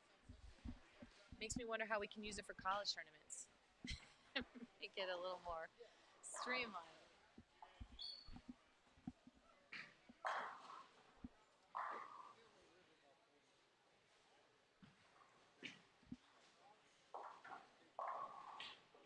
That was a good shot by Hayden. It's really good. I don't want to jinx anybody. Okay. But everybody that has had a rocky start in a game, like we were talking about this earlier, when you start off a game with an open or two, everybody who has started off not the best has always finished pretty well. They pulled it together. They have pulled it together, and I will give everybody credit. Everybody who has started a little bit rough has finished pretty good. I feel like there's a little maturity to that. Yes. Because I feel like there was most certainly a time in my career where if I started off rough, it ended It rough. was going off the rails. It did not turn around. And that was probably at the time where I told my parents that I didn't want them to watch me bowl anymore. So when did you start bowling, Alyssa? According to my parents, I started bowling when I was 4. Oh, cute. Bowling. Yeah. I was pushing the ball down the lane. Yeah. If it even like stayed on half the lane. Okay, so here's a different question. When did you realize that you wanted to start taking it a little more serious? It was definitely when I was around in between that 12 to 13 age. I had been bowling local tournaments, but I hadn't really thought of bowling any like SYC type tournaments. And I had gone to my first SYC in Reno, and I was in the U15 division. I was like 13 or 14. Yeah. And I did like really, really bad because that was the first time that I had actually been to a big tournament. Yeah. And so after that, scary? I was, oh my God, I was mortified. Yeah. I was like, oh my God, these people are so good. And I was like so mesmerized by all the people that were bowling. I was like, I want to be like that. Yeah. And so after that tournament, I looked at my parents and I was like, I want to be good at this. I want to do this. I want to win. I was like, I need to be good at this. And so then they started doing lessons with me. And then after a while, we kind of butted heads a little bit. I told them I didn't really want them to coach me anymore. So I started getting coaching from Paul Fleming, who is basically like my second father. Sure. They live right down the street from me. And so he started giving me lessons, coaching, all that. I would bowl the same tournaments as him, as his daughter and son, Connor and Katie. And so we would all bowl tournaments, all go together, and then that's kind of when it started to click for me. I started getting in that mentality of I just want to be good at it. And it was actually from my very first SYC where I was like, I want to be like all the rest of these people. Yeah. So do you think that if SYCs, because they've been around for like 6 years now, right? So Yes. do you think that if SYCs were around at an even younger age and you would have been exposed to them, that maybe that would have bit you a little sooner? Or do you think that it was like the age would have still been the same? I feel like the little ones that we see, the little 8 and 9 year olds bowling, because they are exposed to it sooner, I feel like it definitely helps with getting that competition like quicker. Yes, Yeah. I definitely think so. I think so too. That definitely would have been, that's why I told my mom, I was like, I wish I had started bowling these way sooner than what I did. Yeah. Because I definitely think it would have helped me like realize how to get into that the competition mentality when transition hits, what do I need to do? Going from like a girls pair to a guys pair, stuff like that. This is really like a really, really good learning experience for so many things. And if I had done it sooner, I think I would have progressed way, way quicker. Only because I didn't go to these as often as what I should have, that I didn't really learn about it until later. Yeah. But all of these, like the U12, that's why I said the U12 people now, they're way better than what I was at Yeah. U12. I also think that that's what I think is so awesome about these events is how much these kids can learn at these events. You know, it's all about learning. You know, they set it up that yes, we're gonna crown a champion and we're gonna honor the kids that have great blocks, but it's all about learning and how can Storm bring people in and just help with that learning curve. And I love that. It's all about the educational side of things. I've said for a really long time, I feel like knowledge in this sport is power if you know how to use it. Yes. And so it's not only giving them the information, but then teaching them how to apply it. And I think that these SYCs are the perfect platform and kind of catapult to help these kids in their growth process. Yes, that is also, again, why my parents started doing more clinics and broadening Ballard's Bowling Academy, because like you said, knowledge is power. Yeah. If you know how to make those transitions a little bit quicker, you can be ahead of the field by 30 pins. You can. And when it comes in that, especially junior gold. Yes. Junior gold is the big one. Well, junior gold is tricky, right? Like they're limited to 5 bowling balls, and you bowl 4 Yep. game blocks. It's over before you've even started. Yeah. It's tough. And then you bowl on like how many different patterns? If you make all the cuts, like 6 or 7 different patterns, right? It's crazy. Yeah, because we bowl, what is it, four days of qualifying, So and then 4 different patterns. and then each advancers round is a different pattern. So there's two advancers rounds, a I think first so. and a final, and then there's the match play. the match play pattern, and then the TV pattern. So there's what is that, 8. 8? If you make it all the way to the TV show, that's 8 different patterns With the same with arsenal. only 5. Yeah, with only 5 bowling balls. Without being able to swap them out. Yep. Right? And so you have to really, the knowledge that you need to set up an arsenal that makes sense, that is kind of universal, not just niche-y arsenal, but something that's going to make sense. But also, you know, developing your versatility as a player is what's really going to help you in those moments when you are limited to your bowling balls.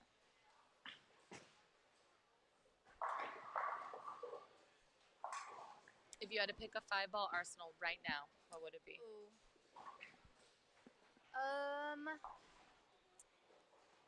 I would start off with a phase 2. We were just talking about this. We were. I drilled a new phase 2. Absolutely love it. It is awesome. I would definitely start with a phase 2. All right. And then I would have a reality, Okay. a zen. You love that ball. I love this ball at these tournaments. I use a zen every single time I bowled an SYC. I Two like more. an X2. Okay. I like the X2, and an ordnance C4.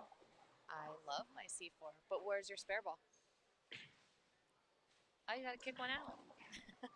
Then let's see. I'll take the X2 out. I'll put a spare ball. In. Okay. All right. There we go. All right. The C4 saved me this summer. It's an old, discontinued ball, and it definitely helped fill a hole for a while we had it. And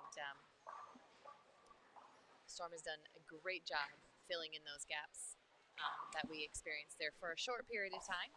That new Wolverine is really good. Have you thrown that one? I have not, but I have heard a lot of good things about it. It's very good. Yes. Very impressed. This new Night Road looks really good. I've heard a lot. Yes, I've heard a lot of good things about that one too, and the Infinite Physics. Infinite Physics. A lot of people have liked it. All right, so I've liked it so much that my last 2 Team USA events ever, I used that ball 99% of the time in both events, and because I used it so much at the World Games, and we were continuing to hit it because I bowled on fresh every single round. Where some people, it was a really weird format. Some people were bowling on breakdown, and I just happened to bowl on fresh every single round. And I used my infinite physics every single match, except the one match, for whatever reason, I had to use my Zen Soul on the left lane, but then my infinite physics. And it was great, but I was very, very fortunate, and but we made it very tired very quick because we were hitting it with surface to freshen it up before every round, and so we needed a new one. So I think I've ended up having 4 different ones now. That's how good this ball is, and I use it up. I use it up really, really quickly.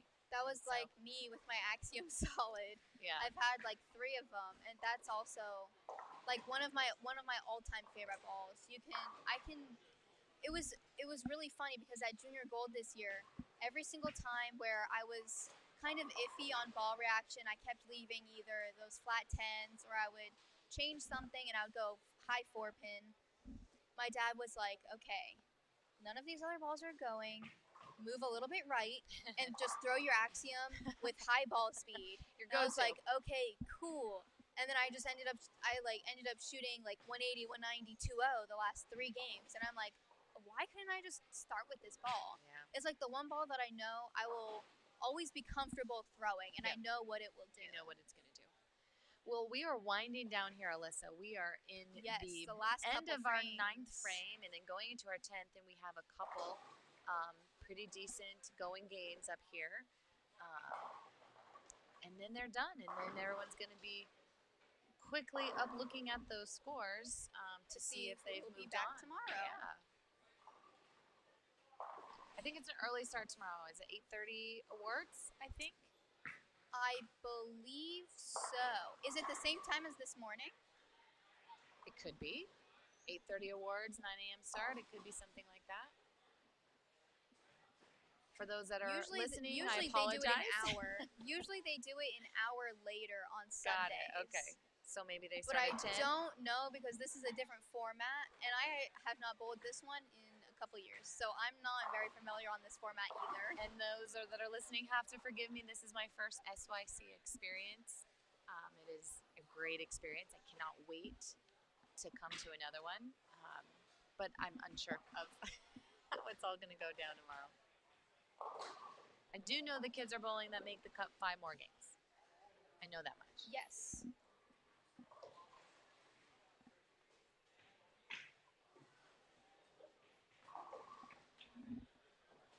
I know if you want to look at this schedule, you can find it on stormbowling.com and then go to the SYC section.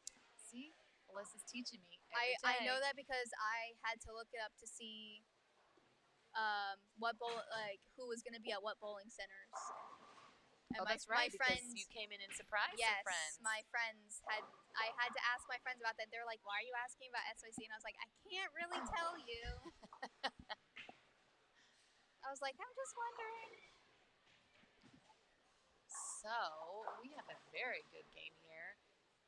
Let's see, who is this? Matthew Grimaldi. I did not want to mispronounce his name. Yes, he is, with one more shot here, he looks like he's going to be shooting 240. I've been watching him come back between shots, and he's got a little ice bag over here, and he's been icing his ring finger. So I'm not sure.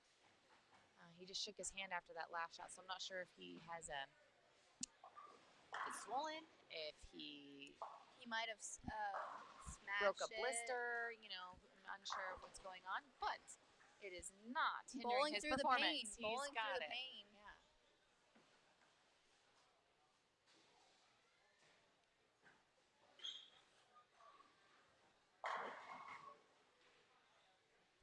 That does not seem to be affecting him. My hurt finger doesn't bother me. Yeah, I'm like, that does not seem to be affecting him at all. He's going to shoot 240 here. It's a great game. It's a great way to finish off your day. Yes, that is a great, on what they're bowling on, that is a great thing to finish on. I feel like he's going to go to dinner feeling pretty good about himself. That's always fun. Yes. Because how many times have we walked out of a bowling center with tears? That's not fun. way too many. Way too many. It happens so fast, guys. Remember, bowling is like a bad relationship sometimes. It's so loving and so mean some other times. And then usually sometimes whenever I would bowl tournaments with my friends on the weekends, we would all have this bet of whoever finished the highest or whoever had the highest score after qualifying gets to choose where we go to dinner that night. Oh, that's fun. So besides the regular competition, we always made it a little fun side competition with all of us. Great game, Matthew. Great game. What's wrong with your hand? We were talking about it. What happened? We're gonna talk to Matthew here. What's going on here? Hey, is that a blister? It is a popped blister. Oh yeah. Very smart. You may have to open Try your grip not to, up. yeah, Do you have bigger try not grips? to rip. Good. Smart guy. Smart guy.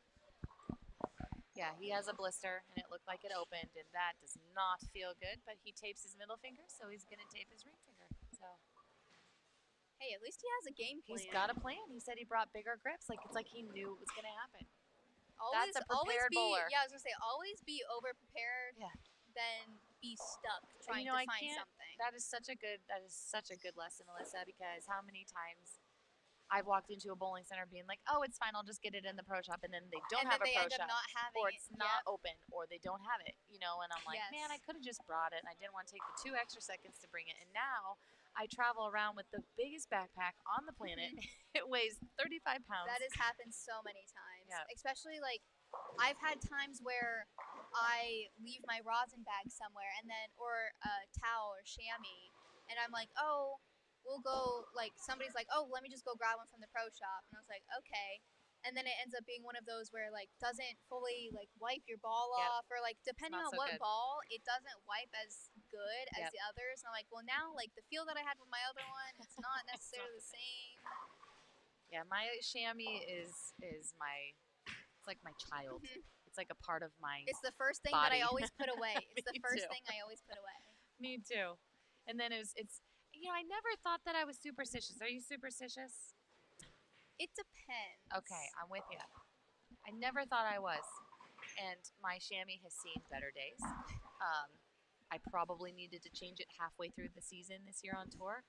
And so our tour rep handed me one. I was like, oh, great. And I had it in my hand, and I was going to use it. I'm like, my other one's been just so good to me, because it's the chamois that is making me, bowl well. And so I never changed it. I just used the old chamois the whole rest of it probably wasn't even doing its job anymore. That's what I end up using them way too long. Me too. It's discolored. I've washed it. Yeah. It doesn't. Yeah, it's a mess, but it's okay. There was a little bit of a lane issue in the 10th frame again. Like we said earlier, they always seem to happen. They just want to towards the pause. end They just want to slow everybody down. when everybody kind of wants to leave. They just seem to be like, gotta stay just a little bit longer. That's so funny. Okay, let's see if I can get these correct. I'm probably not even going to get these right, but we're going to try. I think Wyatt Honecker bowled 142 this game. Hayden Cushman bowled 165, and Elijah McLean bowled 179. On the other lane, on the right lane, Matthew Grimaldi bowled 248. Colby Judge is wrapping up here. 60, he can strike out in the 10th for 190, so we can see how he's finishing. 190 again is a great game. I would take it. So it looks like if he makes a spare, he'll be in the 180s. And then we have Swade Hardy, and he's off to not off to a decent start. He's okay here. He has a pretty okay some game 190 going pace on. here. Little misstep there in the 10th for Colby. He's going to shoot 170. Maybe you should not say the max score, because you seem to be jinxing a couple people here and there. You seem to be jinxing some people. Well, I didn't jinx Matt. You may be right. Maybe it's just selective. It's just selective hearing on the pins part. Yeah, it could be. We're going to watch Swade here finish up game 5. You guys can go and check the scores. They will be up very quickly, which is quite amazing. Yes, they are very efficient when it comes to the It scores. looks like almost the entire center is finished except for these few pairs on the end. So there's probably already some scores that have already been completely updated in the system. And we will make those cuts for tomorrow.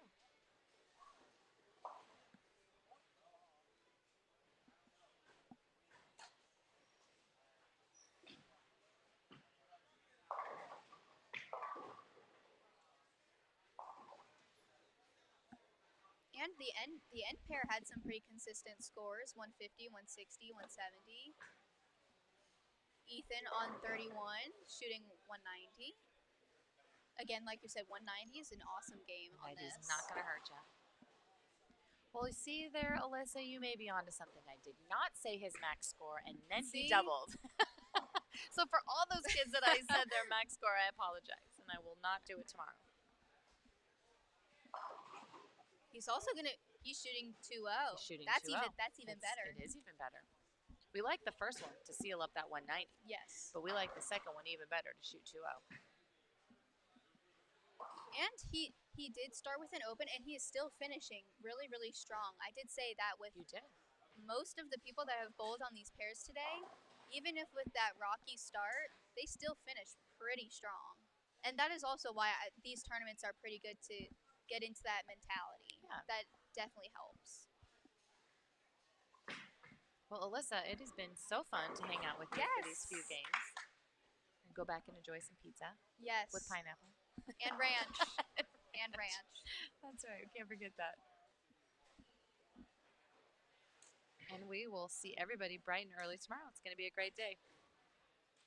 I'm sure Gary's going to pop back in here and say bye to everybody and sign us off. Oh, 100%. Yes. I don't know where he is, but I'm sure he's lurking around somewhere. I saw him down here. Yeah, he was wandering through with the bowlers. Yeah, but I think he might have gone back to the low side.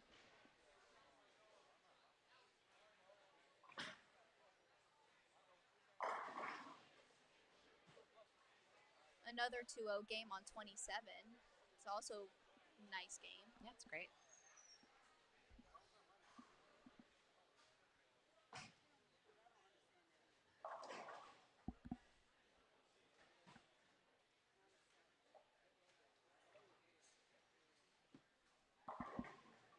Ah, and here he is, everybody. The man himself. The man, the myth, the legend. Are you done? Yeah, we are all done. Do you want to sign off? You say goodbye? We did. We did. We said we'll see everybody tomorrow. We thought you wanted to speak